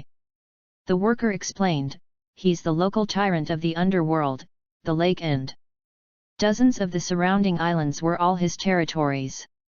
We pay him huge sums of money every year so that he won't disturb the tourists on the island. Then, he scratched his head in confusion. Usually, the tourists will be safe as long as they don't wander off the island. But what's wrong with him today? Why did they come onto the island and harm the tourists? Let's go and check it out. Soon, everyone arrived at the scene to see 6 Morris Group employees being tied to the trees. They were flanked by dozens of men. The leader of the group was a 6'2" feet tall, pot-bellied, menacing-looking man. His intimidating aura suggested that he was none other than Oliver Ross, the local tyrant. These men instantly fixed their gaze on Iris, Zoe, and other female employees, drooling over them. They could hardly control themselves, as none of them had seen so many beautiful women in their lives. It turned out that they were the ones engaged by the Joneses to get rid of Levi. Oliver, what is going on here? Asked the resort manager, who was shaking like a leaf. Oliver bellowed, just now, we caught them peeing into the lake. The employees denied his accusation. That's a bloody lie. Why would we pee into the lake? You guys appeared out of nowhere and suddenly asked for protection money. You even beat us up when we refused to pay it. You didn't. Oliver sneered, you guys did it before my very eyes. The lake is my territory, and I have the right to hold all of you captive for what you have done. Sir, the employees of Morris Group are all civilized university graduates. They will not behave like a brute, peeing in the public, retorted Iris. Oliver and his gang flew into a rage upon hearing her words. What do you mean? Are you trying to say that you guys are noble and we're brutes? How dare you look down upon us? Hey, I have never seen civilized and cultured people who would pee into a lake. The employees countered, we didn't. This is a false accusation. We would never do something like that. The Protector Chapter 825. Ha! The tyrant snorted, there is no use in denying because we have witnesses. Witnesses? Where are they? Asked Iris. She knew that Oliver was up to no good. Bring them. Oliver ordered. The reeds surrounding the lake rustled. The next moment, hundreds of burly men appeared. All of them had murderous expressions on their faces, and they were holding cold weapons. Iris and the others panicked when the men besieged them. As white-collar workers, they had never experienced any sorts of violent confrontations since they were under the protection of Seth when they were in Northampton and South City. They couldn't help feeling scared in the face of a clash with the locals on a remote island. Iris was panic-stricken. Unlike in Northampton or South City, she couldn't get help from anyone on this island. She was in deep regret of her decision. I shouldn't hold our biannual celebration at this place. No one would find out even if we are dead here today. We saw them peeing into the lake. The staffs of Morris Group were intimidated when hundreds of men roared in unison. Oliver gave a devilish grin and said, I have almost 300 witnesses. Here. Are you still not going to admit your misconduct? At this moment, they realized that they were set up. However, they could do nothing but admit the false allegations. Do you still dare to say that you didn't pee into the lake? Oliver wielded his sword and held one of his captives on sword point. The staffs were drenched in sweat, and his face was drained of all colors. I did pee in the lake, he reluctantly admitted. Oliver pointed his sword at another employee. What about you? I peed as well. All 6 of them admitted when Oliver put screws on them. Firstly, they have admitted their misconduct. Secondly, I have 300 witnesses here.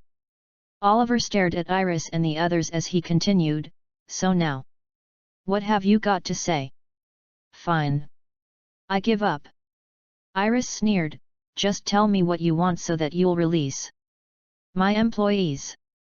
Oliver started to reason with her, since you're on our island, you should follow our rules. Your staffs should be heavily punished for their shameful behavior. His subordinates concurred with him, that's right. They deserve heavy punishment. The employees were almost scared to death. Oliver proposed, 10 billion. We can settle this if you agree to. Impossible. Iris cut in before he could even finish his sentence. Young lady, I'm not done yet. He added, besides the 10 billion compensation. I want you and your other female colleagues to sleep with me for one night. The Protector Chapter 826. With a lecherous smile on his face, he uttered, we can only settle this matter if you agree to my conditions. Ha ha ha, his subordinates burst into gales of laughter and exchanged nasty grins with each other. They had long lusted for Iris, Zoe, and other women. Their boss could have the 2 stunners while they spent the night with the rest of them. Shameless. Iris was fuming in rage as she never expected them to be so shameless. Not only did they ask for a sky-high price, but they also even want us to sleep with them. No one noticed the grim expression on Levi's face. Apparently, they had gotten under his skin. Those who covet Zoe shall die. I will never let anyone lay a finger on her. Oliver leered at Iris and asked, what do you think? His face grew serious as he threatened, if you don't agree to my conditions, my men won't let you leave the island. As the local tyrant, Oliver could do anything he wanted in his territory as no one dared to stand up against him. Iris and the others were at his mercy since they were unable to leave the island. He gave an ultimatum, you have 3 seconds to answer me. Iris was at a loss for words. At that moment, a voice rang out from behind. As expected of a local tyrant. It looks like you have come up with your own law, hey. Everyone turned their heads to look at Levi. Oliver shifted his gaze at Levi and noticed that, unlike the others who were shuddering in fear, Levi had a good grip of his composure and a smile on his face. Isn't he afraid? Levi Garrison, aren't you afraid of me? Asked Oliver. Levi let out a chuckle. He wasn't ruffled when someone threatened to cut his throat with a rasonia katana a few days ago. He didn't bat an eyelid when 10,000 soldiers besieged him on the battlefield. Wouldn't it be funny if he were to be afraid of a petty local tyrant? Without bothering to answer Oliver, Levi lit a cigarette and took a deep puff on it. Everyone was stunned when they saw him blowing cigarette smoke in Oliver's face. Where in the world did he find the courage to do that? How dare he tries to provoke the local tyrant when his safety is in jeopardy? He must have had a death wish. Oliver was also dumbfounded. As fury surged through him, he snatched the cigarette from Levi's lips and hurled it to the floor, stubbing it out with his foot. I'm going to beat the crap out of you! Levi roared. How dare you snatch my cigarette? Asked Levi, looking at Oliver in somewhat disbelief. Oliver was puzzled by Levi's reaction. So what? What are you going to do with me? That's simple. You have your rules, and so do I. You should compensate me for snatching my cigarette. Well, I guess 20 billion will do. Don't worry, I'm not interested in spending the night with you and your men. The Protector Chapter 827. Both Iris and Zoe broke out in a cold sweat when they saw Levi paying the local tyrant back in his own coin. Is he trying to aggravate the situation? Zoe knew that Levi was good at fighting, but she doubted if he could fight against 300 people. Oliver and his subordinates were thunderstruck by Levi's shocking remarks. Did he imitate me just now? How dare he even ask for 20 billion? Is he out of his mind? Levi raised his brow and said, I have witnesses who saw you snatching my cigarette just now. Aren't you going to admit your misconduct? I snatched your cigarette, so what? What are you going to do with me, hey? Oliver went livid with rage. Levi stood his ground and stared Oliver in the eyes. I'm now asking for compensation. Levi Garrison, dream on. Don't blame me because you asked for it. A malicious glint flashed across Oliver's eyes as he ordered, take all of them to the resort. Except Levi Garrison. I'm looking forward to spending a lovely night with the ladies, so I don't want them to be horrified by the gruesome scene. His subordinates complied. No. Zoe screamed and resisted. She knew what would be lying ahead of Levi. Once he was being left alone with Oliver. With a smile on his face, Levi reassured his wife, Honey, I will be fine. Wait for me. I'll come back with 20 billion. Oliver was amused. I'm impressed, mate. You're still full of big talk when your life is at risk. Levi took Oliver by surprise when he slapped his face forcefully. Are you calling me mate? Who do you think you are to call me your mate? Everyone gaped as they never thought someone would have the courage to give the local tyrant a slap on the face. For a whole minute, they stood frozen to their spots. Oliver finally returned to his senses when a wave of excruciating pain hit him. He grimaced in anger, giving Levi the death stare as he ordered, Kill him. Levi waved his hand. Hold it right there. Oliver raised his voice, Are you afraid? It's too late now. With a confident smile, Levi threw him a question, I bet someone has sent you to mess with me, am I right? The resort owner told him that they had reached a consensus with Oliver that the latter would not cause trouble on the island in return for the former paying huge sums of protection money every year. But now, Oliver was deliberately messing with him. This showed that someone was scheming against Morris Group. In addition, Oliver called him by his name even though he had never met him before, which further proved that he was their target. They had to send Zoe and the others away to kill him. This was clearly a premeditated assassination. Levi asked another question, Do you dare tell me who is the one who wants me dead? Oliver was slightly bewildered, but he then gave Levi a pitying look and replied smilingly, I guess it doesn't matter telling you the truth. It's the Jones family from Southampton. They asked me to kill you and extort money from Morris Group. By the way, I need to thank you as you have made things a lot easier for me by showing up in front of me. The Joneses want you dead, so bid your farewell to the world, mate. The Protector Chapter 828. The Jones family. I knew it. At the present moment, Levi was quite certain that, out of his many enemies, the Joneses were most likely the ones who would assassinate him. Does my presence really irk them so much?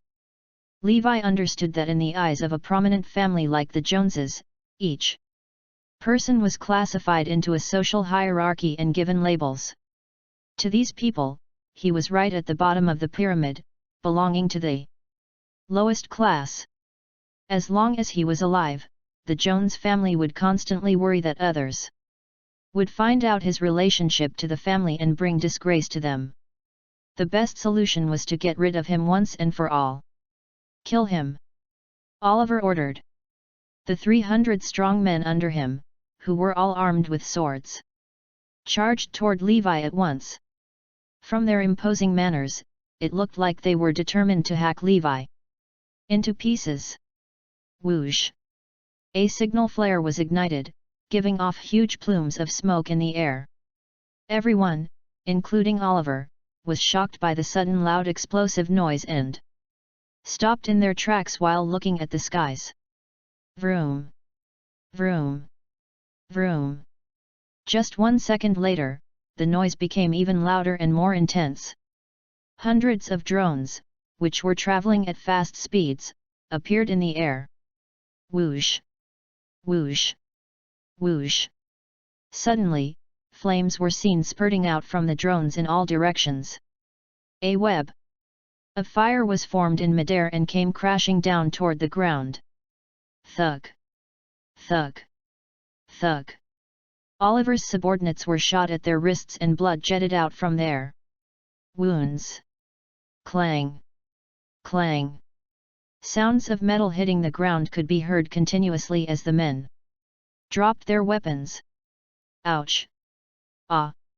Each of them were holding onto their wrists as they let out agonizing cries of pain. Just one round of attack was sufficient to cripple Oliver's subordinates and render them immobile.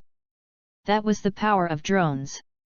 Not only were they useful for tracking purposes, but they could also double up as firearms. Oliver was completely dumbfounded. He stood motionless on the spot and was at a loss. However, that was just the beginning. Boom! Deafening noises which sounded like rolls of thunder erupted the next instant. At the same time, beams of bright light shone from the sky, illuminating the surrounding area and blinding Oliver and the rest of the people. Helicopter! Military helicopters were hovering in the air. Lasers from the helicopters were pointed at the men's faces. It wasn't difficult to guess what that meant. The tyrant and his people were probably being targeted by sniper rifles. They knew that if they move, they would be shot at immediately. Vroom! Vroom! That was not all. A loud noise suddenly sounded from the adjacent lake, accompanied by a gust of strong wind that created huge waves on the surface of the lake. It turned out that dozens of naval ships were sailing toward the shore. Armed soldiers disembarked from the vessels and aimed their weapons at Oliver and his men. Immediately, the number of red dots pointing to Oliver and his subordinates increased exponentially. The tyrant, who had already fallen into a complete state of panic, dropped his weapon to the ground at once. His wobbly knees finally gave way and he collapsed onto the ground with fear. The Protector Chapter 829. All his subordinates fell to their knees, one after another, covering their heads with their hands. They had never expected that Levi would be so difficult to deal with. It's the military. Does that mean Levi Garrison is also from the military? So do you still want to get rid of me? Levi laughed mirthlessly. Boo-hoo! Oliver, the local tyrant, was scared to tears and had even wet his pants. Levi let out a sarcastic smile and said, "I'm sure this local tyrant has been constantly terrorizing everyone who passes by here. This threat should be eradicated once and for all." After giving his instructions, Levi walked away and left it to his men to tie up the loose ends. All he knew was that there would be no local tyrant from then on. As for the helicopters, they were mobilized with just one phone call from Kieran. When Levi returned to the hotel afterwards, everyone was stunned to see him safe and sound. The man was even behaving as if nothing happened. "Are you all right?" Zoe asked while carefully sizing him up. Why wouldn't I be? Levi answered smilingly. How's that possible? What happened to the local tyrant? Iris stared at him in disbelief. Oh, I've gotten rid of him. Don't worry, we can all sleep in peace tonight. Levi grinned. However, Iris was not convinced and headed outside with a few other people to verify his words. A tranquil sight greeted them, and there was no trace that a fight had occurred. What happened? It was inconceivable to Iris, whose eyes had widened. Told you, I've already gotten rid of him. Levi smiled coolly. Just then, the owner of the resort rushed over and exclaimed, I've wonderful news. Oliver Ross, the local tyrant, and his group have been annihilated. From now onward, the dozens of surrounding islands, including us, no longer have to be constantly on our toes, for fear that he will pick on us. Both Zoe and Iris turned their attentions to Levi when they heard what the man said. Was it really you? Well, there's nothing I can do if you don't believe me. Levi shrugged and spread his hands helplessly. Just then, a thought struck Zoe. She pulled Iris aside and said, It's not Levi. Then who could it be? The friend asked curiously. Your boss, of course. Zoe prompted Iris, who then smacked herself on the head and exclaimed, Oh my God! How could I not have thought of that? I must have been too overwhelmed with shock, that's why. With both our boss and Mr. Atkinson around, there's nothing I need to be afraid of. It's as easy as pie for them to handle the local tyrant. Zoe chuckled and replied, Exactly. The local tyrant is nothing as compared to the omnipotent mysterious boss. Oh right, it has suddenly occurred to me that he hasn't arrived yet. He is supposed to attend tomorrow's ceremony, so he will definitely be here, right? Iris asked uncertainly. Actually, he might already be here. Zoe had a strong gut feeling about it. Are you saying that he is hidden amidst the crowd? Iris had a shocked expression on her face. Zoe nodded. I think the real owner of Morris Group is among the people present. In fact, he might be disguised as one of the employees. The Protector Chapter 830. Wham! Zoe's words hit Iris like lightning. That was a strong possibility. Otherwise, how else would the boss be so clear about the happenings in the company? It didn't seem possible for him to have heard all of those from someone else. The only explanation was that he had experienced everything firsthand as an employee of the company. Who could it be? For both ladies, Levi was the first person to be eliminated from their lists of possible candidates. They had not even considered Levi due to his status in the Jones family. Let me try finding out from Mr. Atkinson. Iris and Zoe visited Neil in his room together. Mr. Atkinson, has our boss arrived yet? Iris asked expectantly while feeling slightly nervous. Yeah, he's already here. Kieran gave a positive reply. So, was it our boss who helped to settle the matter with the local tyrant earlier on? Iris continued asking. That's right, he did step in and help to extinguish that group of people. Kieran answered both questions honestly without concealing any facts. When Kieran finished speaking, Iris and Zoe exchanged glances and said softly to each other, Indeed, it has got nothing to do with Levi. You said our boss is already here? Where is he staying at then? I've reserved the best room in the resort for him. Iris asked expectantly. Kieran shook his head and answered, Yup, he's here, or maybe it's more accurate to say that he has been here all the while. I don't know where he is staying at, though. What? He can't really be one of the employees, right? Iris gaped in astonishment. Yup, he is. Neil confirmed her doubts. Wham! Kieran's reply was another huge blow to Iris. That was indeed the case. The mysterious boss of Morris Group was one of the employees whom she might have unknowingly interacted with on a daily basis. That also meant that he was aware of her every single move. It was exactly like what Levi had told her at Your Best. As if he hasn't seen you before. Who could it be? Iris started running through each male employee the company had in her mind. However, given the massive scale of the company, it seemed to be an impossible task as there were many employees whom Iris had not yet met. There was no way she could easily determine which one of them was their boss. Will he be revealing himself tomorrow? Iris wondered. That's the plan. Kieran answered clearly. Mr. Atkinson, is our boss good looking? Iris was filled with anticipation as she asked that. He's better looking than me at least. Kieran laughed. Iris was getting increasingly excited and could not wait to meet the boss after hearing Kieran's words. Is he married? Or rather, is he currently attached?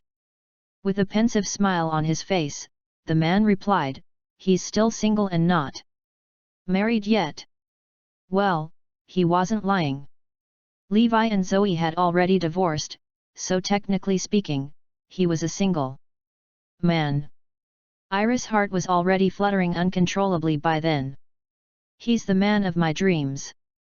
Boss, here I come. The woman had made up her mind to pursue her boss and was already devising all sorts of strategies in her head. Zoe was amused while she looked at her friend behaving like a teenage girl in love. She had never seen Iris so enchanted and being so serious over a man. After they left Kieran's room, Zoe teased, you should get some rest. I'm worried that you would be too excited to sleep tonight. The Protector Chapter 831. It was a long night for Iris. In fact, she did not manage to fall asleep at all. She felt extremely lethargic the next morning, and when she looked into the mirror, she could see obvious dark circles under her eyes. The woman had gotten out of bed early to dress up and put on makeup. Even though their mysterious boss had already met her in person, she had not presented her best front to him. Iris was determined to appear in front of him looking stunning. She wanted to be the most beautiful woman in his eyes. Meanwhile, Zoe did not have a restful night as well. All this while, she had been curious about the identity of that mysterious man and was hoping to have a chance to thank him in person later. However, she received a phone call early in the morning, alerting her that something serious happened to her entertainment company and that her presence was required immediately. When Levi heard that, he made arrangements for Zoe to head back immediately, and also sent someone to protect her. Levi had planned to reveal his identity as the owner of Morris Group to Zoe that day. He had not accounted for such a sudden disruption, but there was nothing much he could do about it. You should hurry back. Give me a call if you need help, Levi urged her. After an eventful morning, the ceremony was finally due to commence at 9 a.m. Levi arrived at the event venue together with Seth and his team. As it was an internal event, there were no reporters around. Following Seth and the security team, Iris made a grand entrance, looking dazzling in her gorgeous cocktail dress. Being a natural beauty, she was looking as angelic as a goddess after putting in the effort to doll up. The aura she exuded was overwhelming and even more imposing than most top models or celebrities. Iris was very satisfied with her appearance that day after getting countless admiring stares from the crowd. Surely, he would be happy with my look today? Iris scanned her surroundings, hoping to catch a clue on who that mysterious boss might be. After Iris and Kieran summarized Morris Group's achievements for the preceding year, it was time to reward the employees. It turned out that the Audi cars Levi previously purchased had all been given out. The updated recognition policy of the company was to either give out monetary Rewards to the employees for each contribution they made or to incorporate the amount into their year-end bonuses. That was why Morris Group's employees were a motivated bunch. Not only were they receiving competitive remunerations, but they could also do their parts for the society in the meantime. It was truly a wonderful company to work at. For young graduates, Morris Group was very often their first choice prospective employer. The awards presentation was completed smoothly, and next up was the most anticipated moment of the night. The mysterious boss of Morris Group was about to reveal himself. Only Seth, Elena, and a handful of other people present knew Levi's true identity. All the others were kept in the dark. Iris was breathing heavily and her heart was thumping so hard as if it was going to explode. She was finally going to meet the man of her dreams and took the chance during that interval to make sure that she was still looking impeccable. Iris took a deep inhale and readied herself to welcome her mysterious boss. Very soon, our very own boss of the Morris Group would be coming up on stage. Everyone, please give a round of applause for him. Clap! Clap! Clap! A thunderous applause erupted as everyone clapped enthusiastically. Kieran turned toward a corner and shouted, "Boss, stop hiding!" The Protector Chapter 832. Most people, including Iris, turned their gazes toward the same direction as well. Everyone was in shock. Could the mysterious boss really be someone among the crowd? Everyone wondered as they turned their heads around. Wham! Iris was thunderstruck when she noticed that Kieran was looking toward Levi and his security team. You've got to be kidding me? The mysterious boss is someone in the security team? Iris was familiar with the guys in the security team. For a moment, she thought it could be Seth, but he wasn't better looking than Neil. Furthermore, his personality was too reckless and was also too old to be the boss. Who else is there then? Iris could not seem to think of any person who fitted the description of their boss. Well, there was Levi, but he was the first person who got eliminated by Zoe and also Iris herself. Who else could it be? Just then, Levi, who was right next to Seth, stood up suddenly and strode toward the stage. Wham! That was the final blow to Iris. It was as if her world just came crashing down. The woman could not believe what she was seeing at that moment. Levi? Oh my God! It's Levi! What in the world? Unbelievable! Iris was shocked to the core and stood motionlessly on the spot. She was unable to snap out of her daze and merely watched him approaching the stage. Hey? It's him! Levi is our mysterious boss? That's impossible! Goodness! There's no way I'm gonna believe this! How can he be the boss? The entire scene was thrown into a frenzy as discussions ensued among the people present. It definitely came as a surprise for most people. That was because Levi had never been taken seriously in the office before. He was even a thorn in the eyes to the majority of his co-workers. After all, Levi had been fired from the company once as a result of an unanimous vote by the rest of the employees. When he rejoined the company, everyone treated him as a good-for-nothing and most of the employees were not very fond of him. No one would have thought that the leader of Morris Group would be Levi. The senior executives of the company were particularly dumbstruck by the sudden revelation. They finally understood why was it that their boss knew everything that went on in the company. It was exactly because he was also one of them and had witnessed everything with his own eyes. Furthermore, Levi was in a favorable position to observe the company's daily activities. He was aware of every action of employees of all levels, from the lower-level staff, such as the security team and the cleaners, to the upper management, including Iris. Thud. The minute Levi stepped on the stage, everyone's hearts did a double somersault and their gazes were focused on him intently. Levi took over the microphone and said smilingly, "Hi everyone, I'm Levi. And I'm also your boss." That came like a bolt from the blue. Everyone still found it hard to believe and could feel their scalps prickle. Some could even feel their blood pressures shoot up. As for Iris, she was completely numbed with shock and stood frozen on the spot. After hearing Levi's speech, she slowly turned her head and looked at the man in disbelief. You're the boss of Morris Group.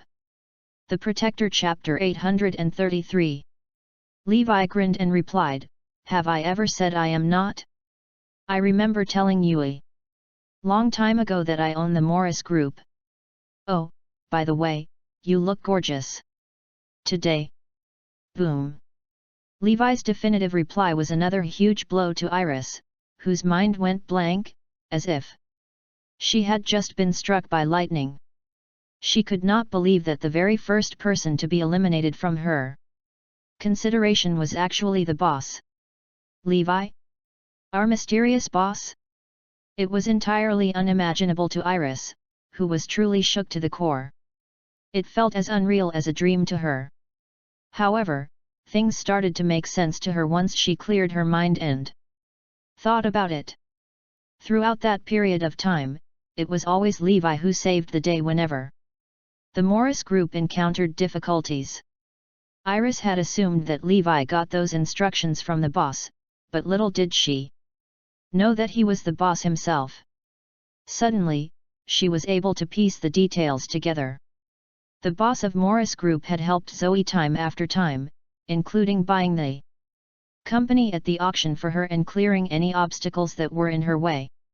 He had basically made sure that Zoe was able to progress smoothly without any difficulties. Who else, other than Levi, would have done all of those? The various clues had all pointed to Levi being the mysterious boss. Other than him, no one else would be able to accomplish all that he had. It was Iris who had jumped to conclusions and ruled out Levi right from the start. Besides, Neil had not lied to them. What he told them was the truth. The boss was single and also an employee. Iris was unwilling to accept the reality as it was a world of difference from her original expectations. How could it be Levi? All her hopes were dashed. Iris had done so much to impress the boss with the hope that their meeting would be the start of a beautiful fairy tale. In the end, that person was Levi. The man of her dreams was her best friend's darling. Just then, Levi, who was still at the microphone, let out a chuckle as he noticed the stunned faces of everyone present. "Guys, please don't be too shocked. It might be easier for everyone to process it if you think about these 2 points. First, the fact that I was able to establish Levi Group and succeeded under unfavorable circumstances was a testament to my abilities. Second, the reason for the change in name of the company to Morris Group was in remembrance of my best friend, Morris Atkinson." Everyone quickly grasped the situation after Levi's enlightenment. Why else would the company suddenly change its name from Levi Group to Morris Group? Obviously, it had to be Levi's doing. Almost everyone's faces were flushed red with embarrassment after recalling themselves voting for Levi to be fired previously. And it turned out that he was their boss. "Don't worry, I am very open-minded and won't bear grudges. Nothing else matters to me as long as you give your best at work and uphold high ethical standards." The employees let out a huge sigh of relief simultaneously upon hearing that. "Everyone, let's cheers to Morris Group's bright future." The boss beamed as he raised his wine glass. After Levi finished his speech and went off stage, Iris was the only person who was still behaving awkwardly as she brooded over how she was going to face Zoe. "Ms. Annabelle, please come over for a moment, I would like to have a word with you," Levi called out to Iris. The Protector Chapter 834. Levi chose a secluded corner to talk to Iris, and when it was just the both of them, Iris did not even dare to look at the man in the eye.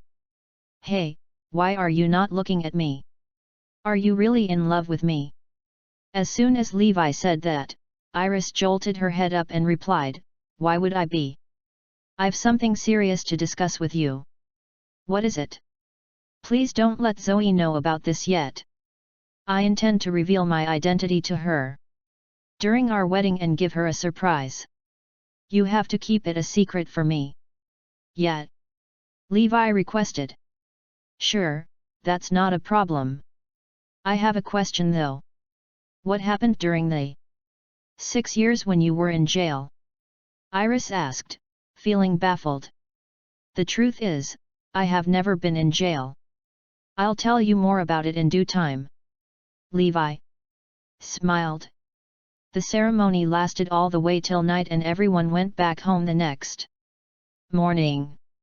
Levi was very concerned about Zoe, who left in a hurry to deal with the unforeseen event which had happened in her entertainment company. He headed straight to Zoe's office once he reached Morris Group. Only after seeing Zoe in her office did he feel slightly relieved. What happened? He asked. Zoe took a deep breath before replying, someone splashed acid on Helena's face and disfigured her. What? Who could be so vicious? Levi bellowed furiously. The culprit managed to escape and is still at large. Helena is currently receiving treatment in the hospital, but things are not looking good. The doctors informed us that the only way for her to regain her looks is to undergo cosmetic surgery. Not only is this a huge blow to her career, but the company would also be suffering serious losses as well. Zoe sighed. Levi understood that Helena was currently at the peak of her career and her sudden disfigurement would have an immense negative impact on the company, as well as her future as a celebrity.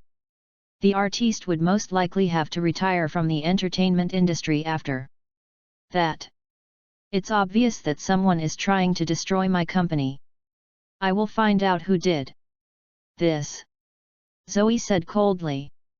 Levi figured that it was likely that the Jones family was behind that. It was possible that the Joneses had changed their target to Zoe after their failed attempt to kill Levi. They are out to ruin everything for me. Oh yeah, there's something else.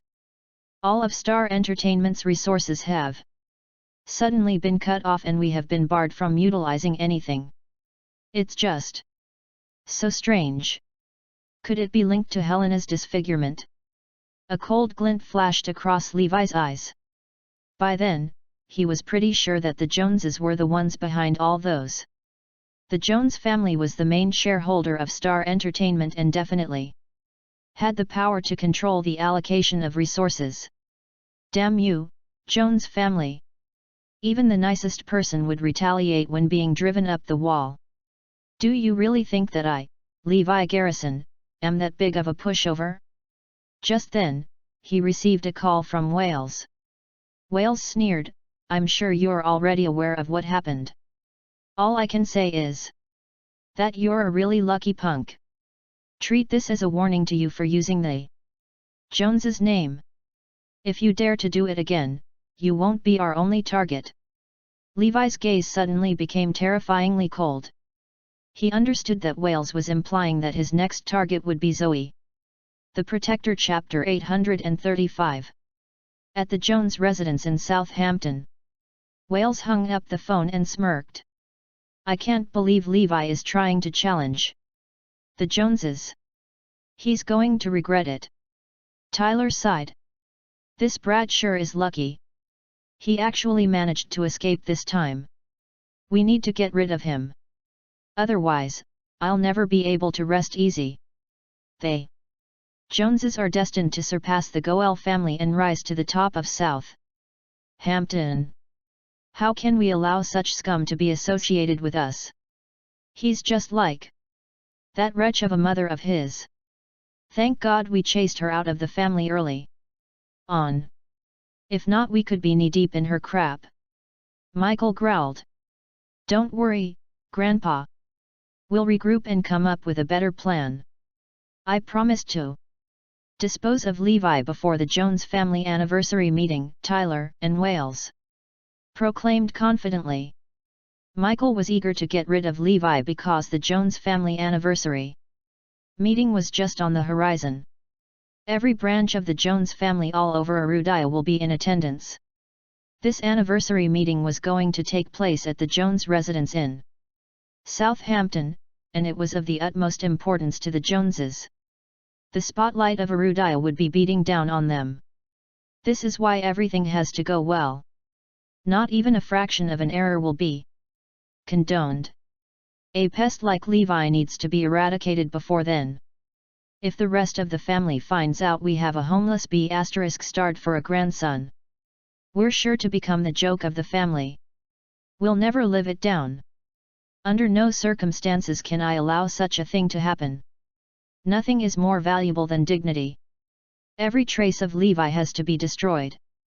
Many members of the Jones family will be at the upcoming anniversary meeting, including the Chilshire and South Lake branches. All I ask is that we trample all of them beneath our feet to emerge as the most powerful Joneses among the Jones diasporic families in all of Arudaya. Michael bellowed. Every anniversary meeting included a competitive segment. The Southampton Jones family was unable to live up to expectations during the previous two meetings. Hence, Michael was placing all his hopes on this one. We were just unsure of ourselves at the previous meetings. The Chilshire branch is comparable to us, after all. However, this time everything will be different. Anson is not only a member of the Iron Brigade but is also the right-hand man of the God of War. The other families don't stand a chance. Michael shook his head as well. They won't stand a chance. Moreover, even the warlord Elijah has to bow down before us. How can the other families even hope to compare? They won't be able to. Lastly, and also most importantly, our family has the God of War backing us. He accepted our sword as a gift 2 days ago, signifying his allegiance to us. They other family branches aside, even the Goel family can't hold a candle to us. Anson exclaimed, bursting with pride. Exactly. With the God of War by our side, we'll be able to cut down our enemies in seconds. I can't wait for the anniversary meeting. It's going to be spectacular. Michael kept his gaze straight as he prayed for time to fast forward. A thought struck him. We have to completely erase Levi from existence. Michael shrieked passionately. The Protector Chapter 836. We cannot allow the rest of the Joneses to find out I have such a grandson. It also goes without saying that we have to prevent him from appearing at the anniversary meeting. Otherwise, we'll be humiliated for the rest of our lives. Michael sneered.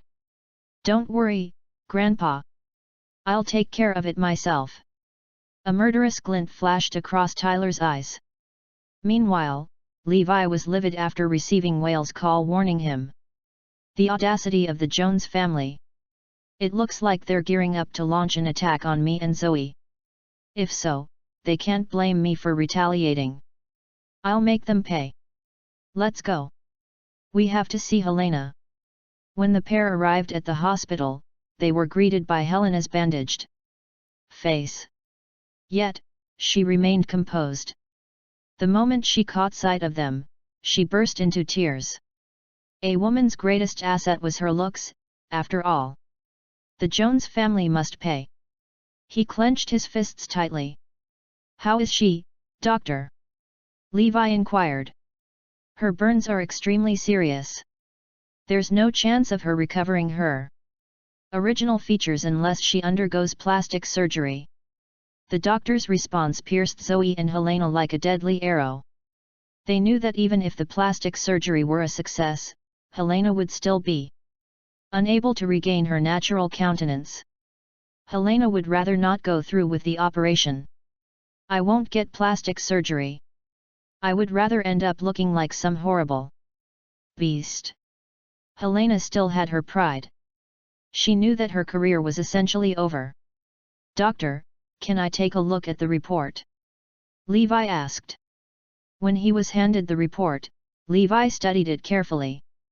He possessed impressive medical skills, honed from experiencing thousands of battles.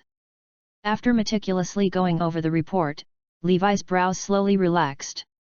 She could be saved. There's a way to save her. There was a military doctor named Frederick Gregg in the Iron Brigade. He came from a family of traditional medicine practitioners but was also competent in other medical disciplines. In fact, he was at the forefront of the entire medical field. In order to repay his country, he volunteered to be deployed as a military doctor. On the battlefield. He and Levi had been inseparable on the battlefield. They cheated death together on numerous occasions. He's saved my life more times than I can count. All my medical knowledge comes from watching and learning from him. My back full of scars is even more serious than Helena's condition. But Greg has said that he would be able to remove all my scars. He said he would be able to wipe them all clean. If he can even salvage these old and ingrained injuries, Helena's case should be nothing to him. He'll definitely be able to help Helena. He can give her her old face back. Don't worry girls, I have a way to help Helena regain her original face. Levi cried out excitedly. Neither of the women believed him. In fact, not one person present believed him. After all, her case had been deemed unsalvageable by the best burn specialist in South City. It was rational to doubt that a normal person like Levi could prove him wrong. The Protector Chapter 837. Helena gave Levi a wry smile. "Thank you for trying to help, Levi. I know you're just trying to make me feel better. Don't worry about me. I'll be fine." Zoe rolled her eyes at Levi. "Levi, you shouldn't give her false hopes. You're hurting her rather than helping. Do you really think I'm lying to protect her feelings? I truly have a plan." Levi spread his hands out in exasperation. The doctor shot him a glare. "Why don't you take a crack at it then, since you claim to have a solution?" "I can't do it. But I know someone who can," Levi announced. "Just leave. The patient needs to rest. The more nonsense you spout the worse her mood will be. She needs to stay positive in order to recover." The doctor and nurses shooed Levi out of the room. "No one believes me. Of course, they find it ridiculous that such a severe degree of burn can be repaired. It seems impossible unless she goes through plastic surgery." Levi was incredibly vexed. With one wave of his hand, Azure Dragon materialized by his side. "Azure Dragon, head to the northern region and fetch Frederick here," Levi ordered. "Yes, sir." Azure Dragon immediately set off. Levi also sent Phoenix out to find the person who poured sulfuric acid on Helena. "No one is going to escape my wrath, Jones family or otherwise." While Levi continued to plot, Tyler and Wales were doing the same. Wales had a simple proposal.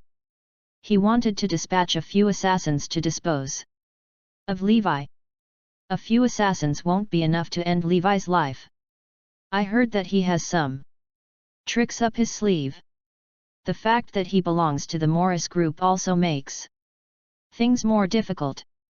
The god of war is in South City with the troops. If we send out assassins and they fail, the consequences will be dire. The god of war could sniff them out with both eyes closed." Tyler's tone was disapproving as he analyzed the situation out loud. "You're right. If we want Levi gone, we can't leave any loose ends. His very existence needs to vanish," Wales assented. "Exactly. If we want Levi to disappear, the killer also needs to leave no trail behind. We need to engage the best of the best," Wales concluded. Tyler nodded in agreement. Whale's eyes lit up. Do you already have someone in mind, Tyler? I do. Have you heard of Assassin 47? Tyler asked. What? The foreign king of assassins known only as Assassin 47, whose fee is upward of 10 million and who killed 1,899 people in the 10 years he's been active. Whale's pitch rose as he jumped to his feet. The one and only Assassin 47. He's already on a plane on his way to Arudaya. Tyler nodded. Is it overkill to hire the king of assassins just to kill Levi? It is overkill. But we need to guarantee Levi's complete annihilation. Thus, it'll be worth it. The Protector Chapter 838. A trace of hardened determination streaked across Tyler's gaze. His resolution to wipe out Levi could not be more apparent. Let's see how you escape your doom this time, Levi. Tyler sniggered. Menacingly. Tyler chucked gleefully as well. They were finally going to get Levi out of their hair. The two men beamed like children on Christmas morning. The anniversary meeting is definitely going to be an event to remember.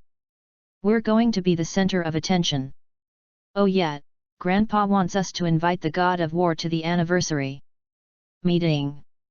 Tyler suddenly remembered their grandfather's instructions. Do you think the God of War will come? Wales asked doubtfully. The God of War is our family's trump card for subduing the rest of the Jones family. If he doesn't come, the Southampton Joneses will be finished. Don't worry, he will. Uncle Anson has already sent word. He has probably already greeted the God of War. If we invite him now, he's sure to come. He has also accepted our gift. It's a sign that he will protect our family, Tyler replied with confidence as a wide grin crept over his face. Great. Let's send him the invite now. Wales replied with a smile of his own. At the same time, Phoenix swiftly rounded up the perpetrators, then Levi locked them all up temporarily. The Jones family is next. They'll regret ever crossing me. At this moment, Mike Pence personally delivered the invite to the Jones family anniversary meeting. After reading the invite, a smile spread across Levi's face. The once in a decade Jones family anniversary meeting in Southampton. Yes, sir. The Southampton Jones family humbly seeks your attendance at the anniversary meeting. Mike said politely. Fine. Mike, tell the Joneses I'll be there. I'll personally attend it. Levi's gaze shone sinisterly. All grievances shall be settled at the anniversary meeting. When Mike informed the Jones brothers of the God of War's attendance, the brothers immediately set off for Southampton. They reported the news to the rest of the family as soon as they could. The Jones family erupted with delight and Michael's face was flushed with elation. I, Michael Jones, have waited for this day for almost 70 years. This time, the Joneses from Southampton shall step into unending glory. Michael screamed with overwhelming exuberance. If the God of War comes, the entire event will unfold within the palm of my hand. Nobody will be able to threaten me anymore. All of you must remember to keep the God of War's attendance at the anniversary meeting a secret. Under no circumstances can it be leaked out. Michael anxiously warned. It's best to keep this under wraps first. When we reveal him at the anniversary meeting, it'll shock everyone. By then, we'll be instantly propelled to the top. How's the situation with Levi coming along? The Protector Chapter 839. Levi is just like a pest. I won't be able to rest easy until he's completely gone. Grandpa, the foreign king of assassins 47 is scheduled to arrive today. Levi will draw his last breath tonight. Tyler smirked viciously. Good. Well done. Michael praised. Dad, we've settled the issue about Levi, but what about his wretch of a mother? Emma Jones. Wallace questioned. Yet.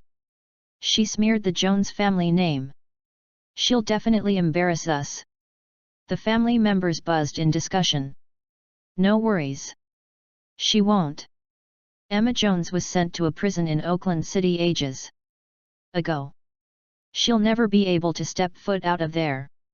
Michael coldly replied. Really? She's in jail? Here I was wondering where she has been all this time. The family members were all shocked by this revelation. The Jones family had always assumed that she went missing. They had no idea she was situated right in the middle of North and South Hampton. We can forget about her.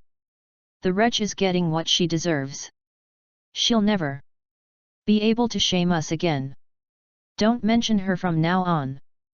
The Garrison family will be pissed off if they ever hear about it. Michael's order promptly sealed the lips of everyone present. At the same time, at the South City International Airport, a foreign international airplane slowly descended upon South City. Shortly after, a man with a towering figure, dressed in a hoodie and cap, emerged. A mask further obscured his face from view. He was carrying 2 large suitcases. How strange! He's carrying 2 enormous but empty suitcases. This foreigner is probably trying to steal our resources. The luggage security checker and airport staff mumbled in surprise to each other. The man then made a beeline for the restroom. He soon walked back out. Now, he was dressed in a completely different attire. He was outfitted in a leather jacket and black aviators. He looks like a whole other person. Even the suitcases were different. He was completely unrecognizable from minutes before. He was Assassin 47. The foreign king of assassins with the codename 47. Ever since entering the profession 10 years ago, he had never failed in any of his jobs. His past targets included wealthy elites, political figures as well as members of the military. He was a cold-blooded killer. Along with the job came the inevitability of being on the international wanted list. He ranked SSS on it, which was the category reserved for the most dangerous individuals in the world. His presence was enough to turn the tables in any situation, regardless of the magnitude. Once he exited the airport, he climbed into a taxi and handed the driver a piece of paper. There was an address written on it. Soon, they arrived at the written address. Around him were several buildings still in the midst of being built. The man quickly arrived on the top floor. After surveying his surroundings and ensuring that he was safe, Assassin 47 opened the suitcase. It was no longer empty. The Protector Chapter 840. There was several weapons concealed inside. His arsenal included a pistol, SMG, sniper rifle, and even a rocket launcher. He also had a dagger, a katana, and other secret gadgets. These had all been prepared by the Jones family. They had discreetly swapped the empty case for the one full of weapons with him. At the airport, Assassin 47 went through his supplies. When he was done, he smiled broadly. He was clearly satisfied with the provided resources. In a flash, he stabbed a dagger through a picture on the wall. The person in the punctured photo was Levi Garrison. Assassin 47 locked his gaze onto the photo as the corner of his lip curled upward malevolently. Levi was nothing but another prey to him. He fished out a phone and dialed a number. "I'm here. The target will be taken care of tonight. Wire the money over now." Assassin 47 barked curtly. "Understood." Tyler, who was on the other side of the call, immediately transferred 10 million into Assassin 47's offshore account. He made payment before the job was done as he had unquestionable faith in the man's abilities. Moreover, the killer had a reputation he needed to uphold and his own rules to live by, one of which included payment up front. In the close to 2,000 targets he had encountered, none had managed to escape him. These reasons allowed Tyler to trust him wholly. Once Assassin 47 checked that the money had arrived in his account, he destroyed the phone. He had to obliterate any connection between himself and the Jones family. This was the terrifying reality of being a top assassin. After killing the target, one had to evaporate into thin air. Naturally, an assassin cannot be traced to his employer. Even if he died during the job, his employers would remain anonymous. Being the king of assassins, this man could accomplish this better than anyone. His competence was what justified such exorbitant fees. Regardless of the target, he never missed. Assassin 47 carved the image of Levi into his mind and proceeded to burn the picture.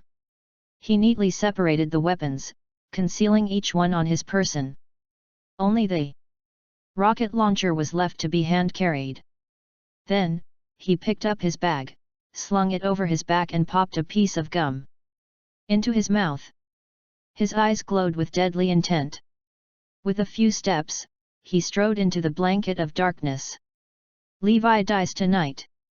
Levi was still ignorant of the impending danger. He was at the hospital tonight. Azure Dragon had just delivered Frederick Gregg from the northern region. God of War. Frederick respectfully and enthusiastically greeted him. "Thank you for coming," Levi replied. "Frederick, I asked you here for a private favor." "Sorry for the trouble." Frederick wiped tears away from his eyes and smiled. "God of War, my life is in your hands. Please don't hold back and ask away." "Okay then. Please come this way to see the patient." Levi was about to lead Frederick into the ward when they were blocked. "Who are you?" "A doctor." "A doctor from where? Why have you come to our hospital?" The Protector Chapter 841. Helena's attending doctor, Keith Shawn, was a responsible man. Upon seeing that a stranger was giving treatment to Helena, he went up to stop him. "Yes. I'm a doctor." Frederick nodded. "Where is your ID card?" "Let me have a look," said Keith with concern. Frederick had no choice but to take out his green military ID card and hand it to him. Keith took a look, and suddenly, the expression on his face changed. "You're Frederick Gregg? The military doctor of the Iron Brigade?" Keith asked with great respect. "You're right. That's me. Wow, you're amazing. I've heard a lot about you. You'd saved so many soldiers before, and you even saved the God of War several times. You are my role model." Keith was excited. "You're exaggerating. I'm just doing what I can." Frederick shrugged with a beam on his face. "Please, come in. I believe you can do something about Ms. Engler's face." Keith then led Frederick into the ward courteously. Levi was dumbfounded. "He tried every means to stop me. But when it comes to Frederick, he invites him in." After giving Helena a thorough check, Frederick was confident that Helena could recover, and the treatment period would not take too long. Compared with Levi's scar treatment, Helena's case was just a piece of cake. "Let me start first for a week, and you can then follow my instructions and apply herbs on her face for another month. With that, she will recover in no time." Frederick told them a specific treatment cycle time, and Helena was overjoyed to hear that. She really looked forward to it. At the same time, she began to admire Levi a little bit more. "He's so amazing. Where did he find such a great doctor?" After leaving the hospital, Levi and Frederick returned to the Guardian Mansion. "God of War, I heard that 47, the king of assassins, is here in Arudia. But I'm not sure who his target is this time," chatted Frederick casually. 47? I know him. He once assassinated an official in the mysterious area of 51st District overseas. But he went into hiding after that. I even heard he took the Head of a god of war during a desert battle. Levi said indifferently. But how dare he come here?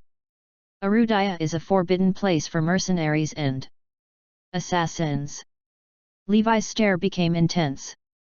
Exactly. I think he's way too bold, even though he is the king of assassins. Frederick could not help but snigger.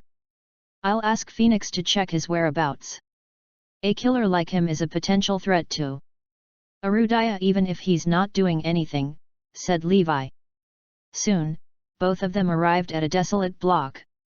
The place was so empty, and there was no one on the road. Even the street lights were dim, and they looked like they were going to go out at any time. It was quite an uncanny and eerie atmosphere. Well, this place is so quiet. Guess no one's gonna bug us back here, Frederick laughed at his own jest. However, Levi did not respond to him and squinted his eyes. Bang! The next moment, they heard a gunshot and a bullet was fired. The Protector Chapter 842. Watch out! With a tremendous lurch, Levi leaped to Frederick swiftly. Bang! A bullet was fired to where they stood and left a fist-sized hole in the wall. What if the bullet hit our head? We will explode like a watermelon. Sniper! Frederick screamed before taking a deep breath. He had had experiences on the battlefield, so he knew exactly what kind of weapon could be so powerful. Bang! Before he could react, another gunshot was fired. Levi and Frederick continued to dodge. Another hole appeared in the wall, causing the wall to shake continuously. Bang! Bang! Bang! Bang! Bang! Bang! A series of gunshots were fired by 47, using his sniper rifle in the dark. Levi and Frederick had to evade at full tilt. In the end, they had no choice but to jump into the courtyard and hid behind a bunker quickly. Boom! Boom! Boom! However, even the 30-meter-long bunker collapsed.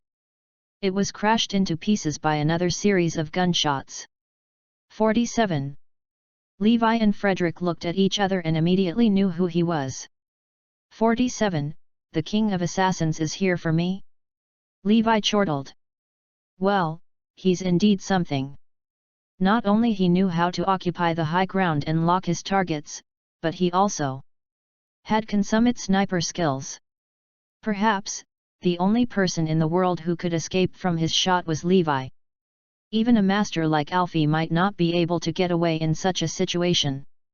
But when 47, who stood on the high ground, saw Levi get away, he was shocked. He had never missed his target in the past 10 years, and there was no need for him to shoot the second time to vanquish his target completely. But I have fired 10 gunshots today and still couldn't get him. Damn! This is ridiculous. There was a hint of excitement in 47's eyes. It was the first time in 10 years that he had met such an opponent, and he was getting excited. And he had never been so excited before. I must kill him. It must be a great accomplishment if he were able to kill his target this round. Hence, without further ado, he jumped down from the 20-story building and chased Levi from behind. On the other side, Levi, hiding behind the bunker, was on his nerve. He had to stay alert with movements around him. In fact, he could hear even the faintest noise around him now. 47 was fast. In a flash, he had moved a few hundred meters and was close to Levi now. Clank! Clank! Clank! While running, 47 assembled his weapons at the same time. And as soon as he reached the bunker where Levi and Frederick were hiding, he had the rocket launcher ready. Snap! Besides that, he had assembled all his other firearms too. Running, assembling, and loading the weapons. 47 could do almost everything in one go as if he did them at the same time. Go to hell! Boom! 47 then fired the bunker where Levi and Frederick were hiding. Bang! The rocket launcher scored a direct hit on the bunkers before they collapsed and were engulfed in flames. Upon seeing the scenario, 47's lips curled into a grin. The Protector Chapter 843. You can dodge my shots, let's see if you can hide from such a large-scale attack? Do you think you can escape? Either you're blown up or being burnt alive. Now. However, 47 frowned in the next moment. Because he couldn't see any bodies in the sheet of flame. There must be traces of bodies either burnt or detonate. Why can't I smell any dead body odor? Don't tell me. Right then, 47 felt as if someone was watching him. He felt his scalp went numb, and his hair stood on end. The thought of what might happen next sent shivers down his spine, and he even felt his blood hardened. As an assassin, he was always the one targeting his prey and was never being targeted. This was the first time in his life that he had this kind of feeling. When he turned around slowly, 2 men were standing in front of him. They were Levi and Frederick. They didn't die in the fire. They survived. Why? 47 was stunned and amazed. They were behind the bunker just now. How did they escape? 47 was confident that his speed was beyond the human limit. The time he took to reach Levi and Frederick from jumping off the high ground was so short, and it was impossible for them to escape from the bunker. How did they make it? The answer is simple. Because I'm better than you. Levi said indifferently. The weak can never imagine how the strong do things. This is so true. Levi is faster, more alert, and more vigilant than me. Go to hell. Suddenly, 47 glared at them with a piercing stare. He took out a pistol and pulled the trigger. He is indeed the king of assassins. His speed, not many people in the army could do that. Although he was swift, Levi moved faster than him. Levi pulled out a scalpel from Frederick's pocket and threw it out. Ouch! The scalpel hit 47's wrist precisely, and his gunshot went askew. However, 47's made another counterattack. The moment he missed his shot, he reached out for his machine gun with his left hand. He then shot the machine gun with just one hand. At that critical moment, Levi had no choice but to kick a small pebble under his feet. The small pebble then made a whistling sound in the air before it bored through 47's left wrist. Ouch! 47 let out a scream, and the machine gun in his hand fell to the ground. Seeing that, Levi made a move and sprinted to 47. Once again, 47's hair stood on end. He had no choice but to pull out a Swiss Army knife quickly and dashed forward. Both of them were moving so fast, and Frederick could only see 2 blurred shadows fighting in front of him. With the Swiss Army knife in his hand, 47 made his last effort and lunged forward to stab Levi's neck. The Protector Chapter 844. However, Levi darted faster than 47. He grasped 47's wrist and snapped it hard. The tip of the Swiss Army knife was then pointed back to 47 and it slit directly on his neck. Whoosh! A gush of blood was ejected. With cold glitter in his eyes, Levi just watched calmly from the side. It seemed like it was only a small matter to him. Spash! 47 then sagged to the ground in no time. Before he died, he still looked astounded. Did I kill myself? God of War! It's great to see you back in action again. You're so incredible. But you look so scary when you fight. Frederick smiled elatedly. At that time, Kiran, Azure Dragon, and the rest came to their rescue. Their location was quite far from the Guardian Mansion. However, they could all rush over in such a short time. Thus, this showed how fast they were. All of them hurried over as soon as they heard the noise just now. They were relieved only when they saw both Levi and Frederick were fine. God of War, we'll send someone to protect you from now onwards. It's too dangerous like this, Kiran and Azure Dragon said simultaneously. However, Levi refuted, have you forgotten my skill? Even White Tiger was shocked to hear that and took a deep breath. Get rid of the body. And keep it confidential, Levi commanded instead. On the other hand, after arriving at the Guardian Mansion, Phoenix managed to track 47's overseas account. Someone remitted 10 million to his account. And the remitter is the Joneses. Phoenix exclaimed. Well, well. Looks like the Joneses are willing to spend 10 million just to kill me. They are indeed generous. And this only proved that how important the anniversary meeting is to the Joneses. Then I should start thinking about how to make a scene during their anniversary meeting. Levi guffawed as he finished his words. A night without any news. The Joneses were waiting patiently. Although there was nothing to worry about for an assassin like 47 to carry out the mission, the Joneses still felt uneasy.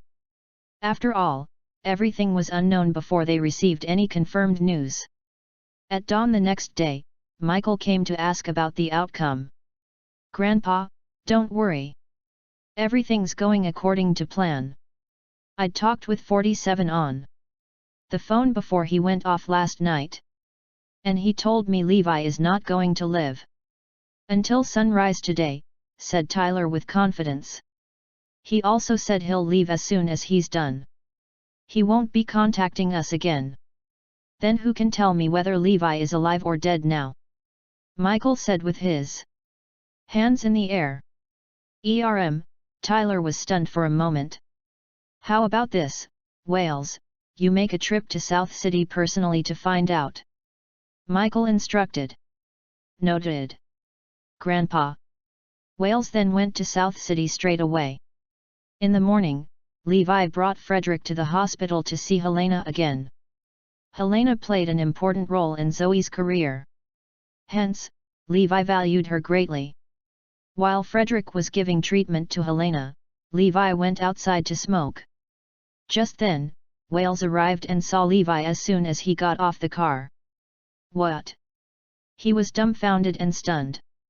The Protector Chapter 845. Levi also saw Wales and gave him a smirk. The Joneses are here to check if I'm dead? How dare they send someone to assassinate me? They really underestimated their opponent, didn't they? Wales was panicking when he saw that Levi was looking at him. Ghost, ghost, ghost, he stammered. He could not believe Levi was still alive. 47 is the king of assassins. How could he survive? It's impossible. He would rather believe that the man he saw now was a ghost. Otherwise, it would be hard for him to believe what he saw. When Wales saw Levi walked over to him fearlessly, he was terrified. Ghost! Ghost! He screamed. He wanted to run but was too intimidated. He felt listless, and his legs seemed to be glued to the ground. He could not even move an inch. He could only watch as Levi came to him. Hey, are you bewitched? What the hell are you screaming for? Levi patted Wales's face. Are you a human or a ghost? Wales was so petrified that he almost peed in his pants. Do you see ghosts in broad daylight? Levi chortled. You're still alive? You're not a ghost. Wales gradually came to his senses when he saw Levi was standing in front of him in person. He is real. Pardon? Do you want me dead? Did you send someone to kill me? Levi asked. No. It's not me. Wales denied as beads of perspiration formed on his forehead. He was scared out of his wits. He never thought Levi would still be alive. How is that possible? The king of assassins could kill the official in the mysterious area of 51st District overseas. Levi is just an ordinary man. What's going on? Is 47 not here for his mission? But Tyler talked to him last night, and he had taken all the money. Why is Levi here? What has gone wrong? Where the hell is the king of assassins now? Well, did anything happen to you last night? Wales was dying to find out. I slept very well last night. What's wrong? Levi pretended to look surprised. Nothing. With that, Wales hurried back to Southampton and told everything to the Joneses. What?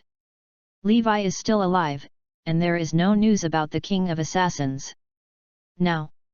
The Joneses were all stupefied. Hurry! Give the king of assassins a call and find out what had happened. Michael urged. Tyler began to search the king of assassins' whereabouts through various channels, such as underground networks and connections. But to no avail. It seemed like the king of assassins went missing all of a sudden. What's going on?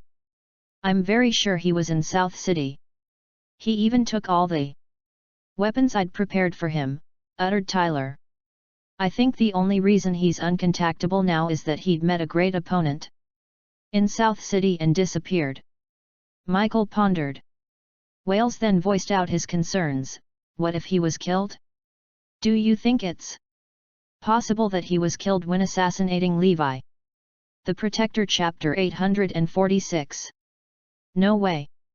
Michael and Tyler refuted simultaneously. He's the king of assassins. He had done this more than 2,000 times and never missed a target before. Those who he assassinated were all powerful and influential people, and I seriously doubt Levi can escape from him. Maybe 47 caught the attention of the god of war? Isn't Erudia a forbidden territory for mercenaries and assassins? Wallace suggested. Well, guess that's how we should think about it. Levi can't counterattack. Michael could not accept the fact if Levi had the king of assassins killed. What's your plan, Grandpa? Do you have plans to kill Levi again? Wales asked. Not for the time being. If God of War finds out we hire assassins to Erudia, it will have a bad impact on us, answered Michael. Levi is such a nuisance, but yet we can't get rid of him. Wales was infuriated. Just make sure we can get rid of him before the anniversary meeting. Suddenly, Michael thought about something and asked, by the way, how is your brother, Wallace? Daniel was still lying on the bed with all his limbs broken. He's recovering. But it's impossible for him to recover fully before the anniversary meeting, said Wallace as he sighed. Then what should we do? If the other Jones knew Daniel is lying on the bed with all his limbs broken during the anniversary meeting, it's gonna shame us. This is another threat no less than Levi. We would be humiliated. Dad, I've gathered many prominent doctors, but to cure Daniel, they still need some time. Grandpa, I think I knew someone who can help Dad. Tyler interrupted. Who is it? Michael and Wallace asked simultaneously. I've heard that Frederick Gregg, the notable military doctor, is here in South City. He is good at fracture treatment, said Tyler. It seemed like everybody knew the arrival of Frederick after Keith announced it. Really? Why is the legendary doctor here? Michael asked in surprise. Heard that he's here for Helena. It's said that he can recuperate Helena's burned face to how it is before without any transplant or plastic surgery. Tyler explained. What? Helena? No way. We must get rid of her too. After all, she's close with Levi. We can't let her receive any treatment, said Michael maliciously. Wallace, go to South City and bring back Frederick for me. He can't be giving treatment to Helena. I need him here to treat my son.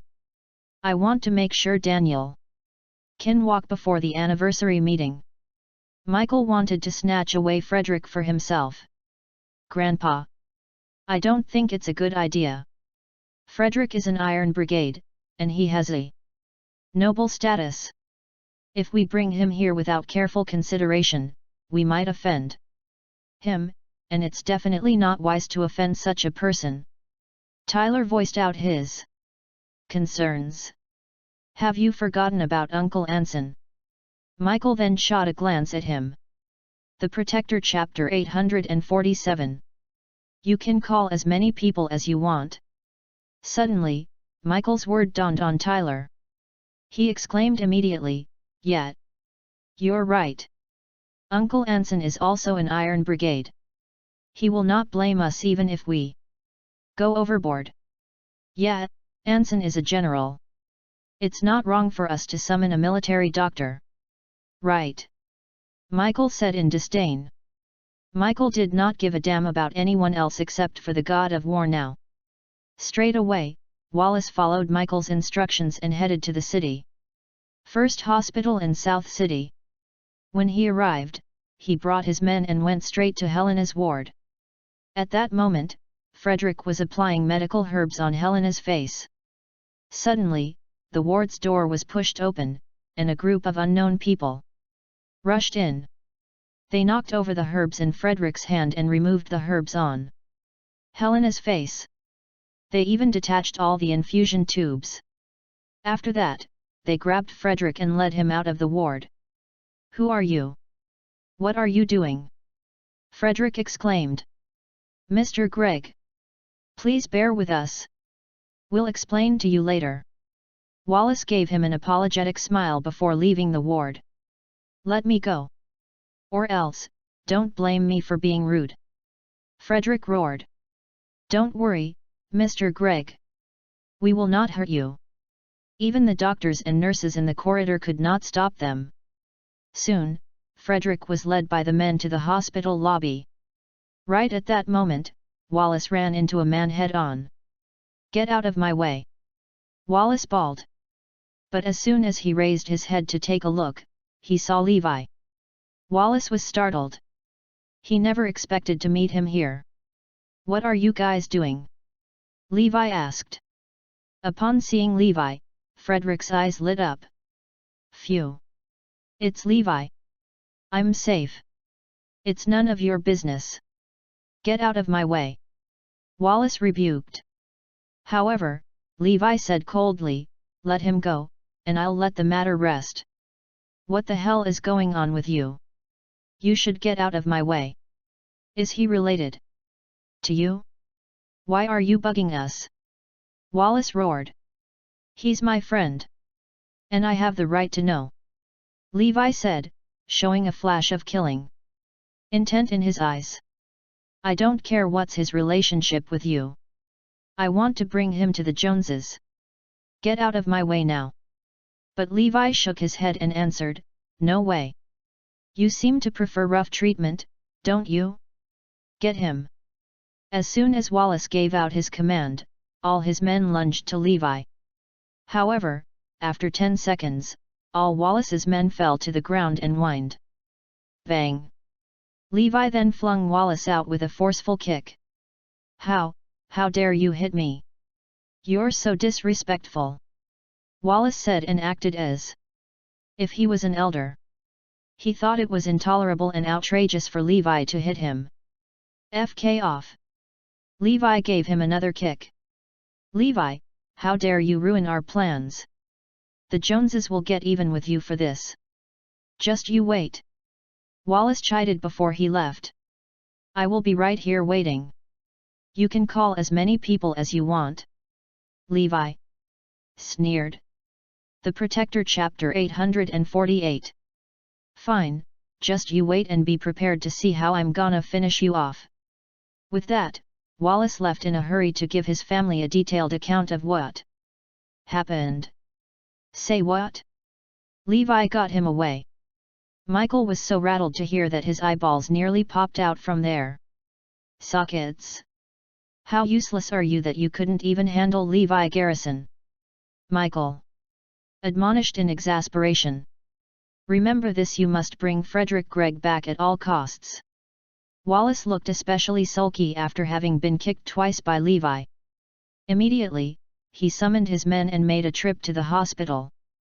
Just as they were about to step foot on the premise, they were suddenly besieged by a large group of gangsters which consisted of around 100 men. "What are you guys doing here?" Wallace questioned them. "How about you guys? You guys aren't supposed to be here. Just get lost." "They gangsters snapped furiously. "You." Wallace was panic-stricken to see them there because he had assumed Levi would be there waiting for him alone. As it turned out, Levi had arranged such a large group of gangsters to await his presence. In Levi's opinion, the Joneses were not worth his personal time.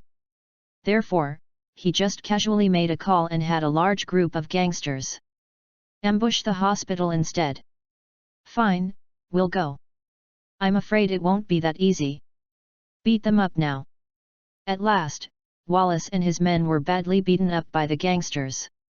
In the end, Wallace managed to escape and scrambled his way back to South Hampton. "What? Levi summoned a group of gangsters to beat you up this badly?" Michael looked utterly disappointed because both his sons had let him down big time. "Hold on. Did you say Levi was with a group of gangsters?" he suddenly questioned in astonishment. "Yes. He was with a bunch of gangsters. He colluded with the scum of the society. What a piece of trash he is. Levi's clearly not good enough to be my grandson. As someone who carries the noble blood of my family, it's such an embarrassment for him to actually mingle with a bunch of gangsters. I can't reveal his identity to the public in any event or it will bring great disgrace to the Jones family." At that moment, Michael became more and more convinced that Levi was not good enough to be one of the Joneses. He was just scum of the society who led a lowly life outside. "We're a very distinguished family. We won't accept such scum to be one of us. Because he'll just tarnish our reputation." Everyone from the Jones family viewed Levi with repulsion. "Dad, what should we do about Frederick Gregg now?" With a cocky look, Michael replied, "I'll just summon him to visit us here at our place. I'm sure he will have no choice but to comply after we reveal Anson's identity to him." "You're right. Since Anson is a highly ranked officer in the Iron Brigade, he certainly will have the authority to give an order to a mere military doctor. Bring me a pen and a paper as well as Anson's official stamp. I'm going to issue an order to summon Frederick Gregg here myself by using Anson's authority." After completing the order, Michael instructed one of his subordinates to deliver it to Frederick. The moment Levi and Frederick received the order, both of them looked befuddled. The Protector Chapter 849. They were especially shocked to see the one word which was written especially large on the letter order. The content of it was straightforward. It was an order summoning Frederick in the name of Anson to make a trip to the Jones residence in Southampton at haste. In the event he defied the order, he would be punished according to the military law. The content was succinct but powerful enough to leave Levi as well as Azure Dragon dumbfounded. "Damn it, who is this Anson Jones guy? Does he work for me? Is he from the Iron Brigade?" Levi asked in consternation. As the commander-in-chief of the 9 war zonies, Levi was of course a busy man. However, he knew each and every member of the Iron Brigade because the troop was in charge of his safety. Still, Anson's name didn't ring a bell in his mind at all. Frederick explained with a smile, "God of War, I know this guy pretty well because he used to be my patient. However, he belonged to another platoon instead of the Iron Brigade. On top of that, he was a deserter who later became a captive of our enemy."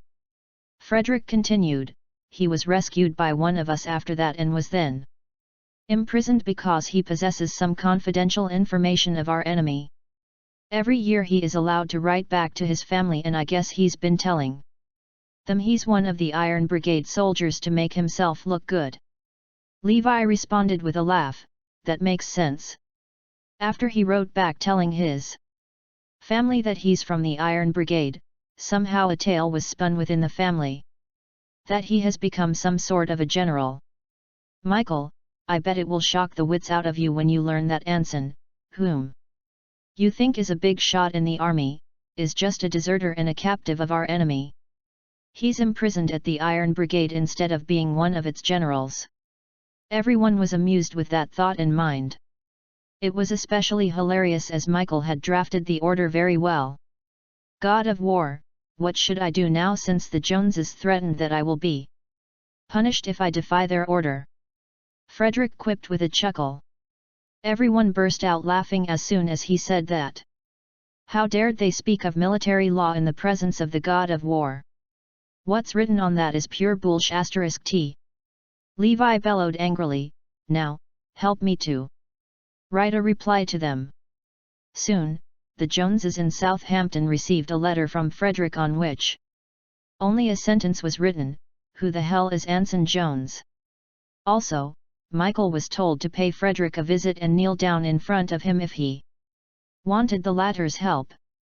Michael's anger hit the ceiling when he saw the content of the letter. How dare he said something like that about Anson? Is he trying to pick a fight with us? Anson is from the Iron Brigade and he works for the God of War. He's hailed as the successor of the God of War. I can't believe Frederick isn't taking him seriously. This is outrageous.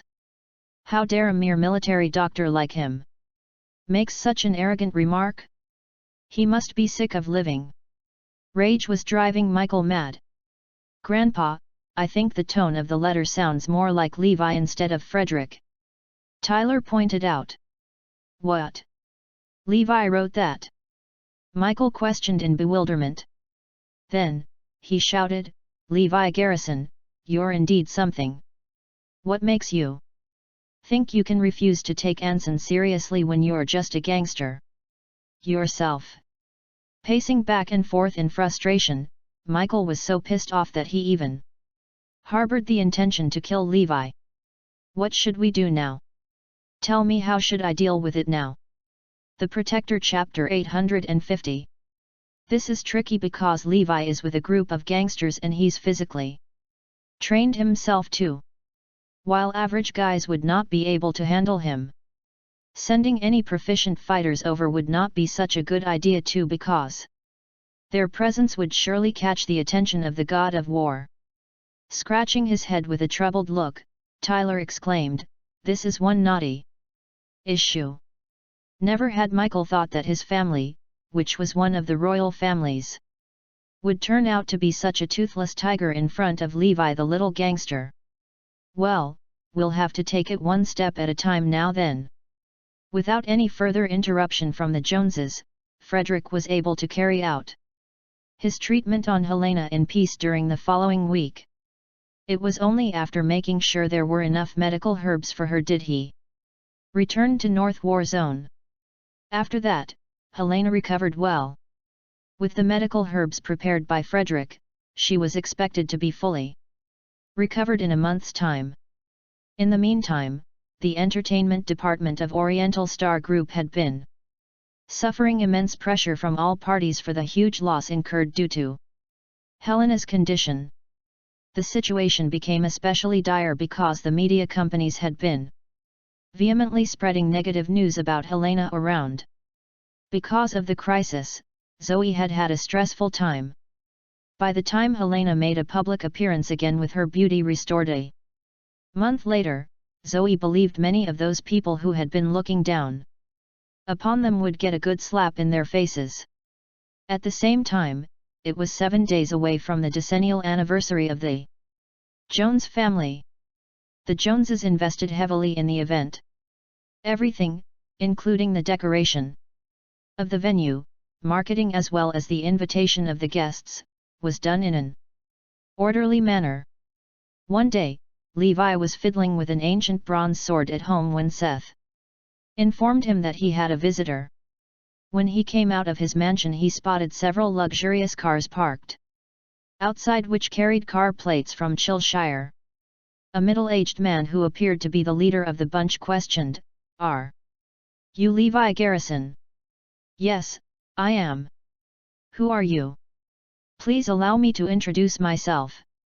I'm Travis Jones from the Jones family in Chillshire. According to the family tree, I'm considered an uncle of yours," answered Travis with a smile. "Oh," Levi gave him a nonchalant reply. He knew the Jones family had a lot of branches in the country, and the Chillshire branch had been vying with the one in Southampton to become the strongest branch of all. "I suppose you've learnt the truth about your identity by now?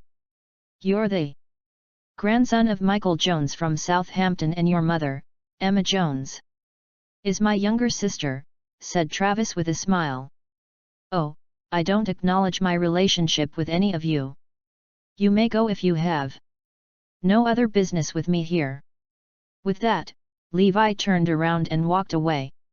"He's indeed one haughty guy," one of Travis' guys commented while watching. "Levi's back. We aren't concerned about his character.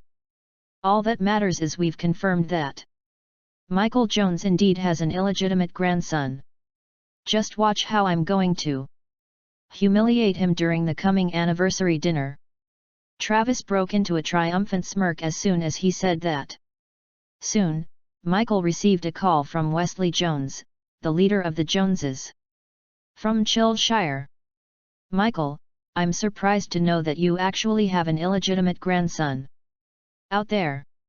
How can you be so cruel as to let him wander alone outside and become an unwanted bastard?" Michael shuddered when he heard Wesley's voice from the other end. Still, the cat was let out of the bag in the end. Meanwhile, he had enough on his plate because he had yet to come up with a way to deal with Levi.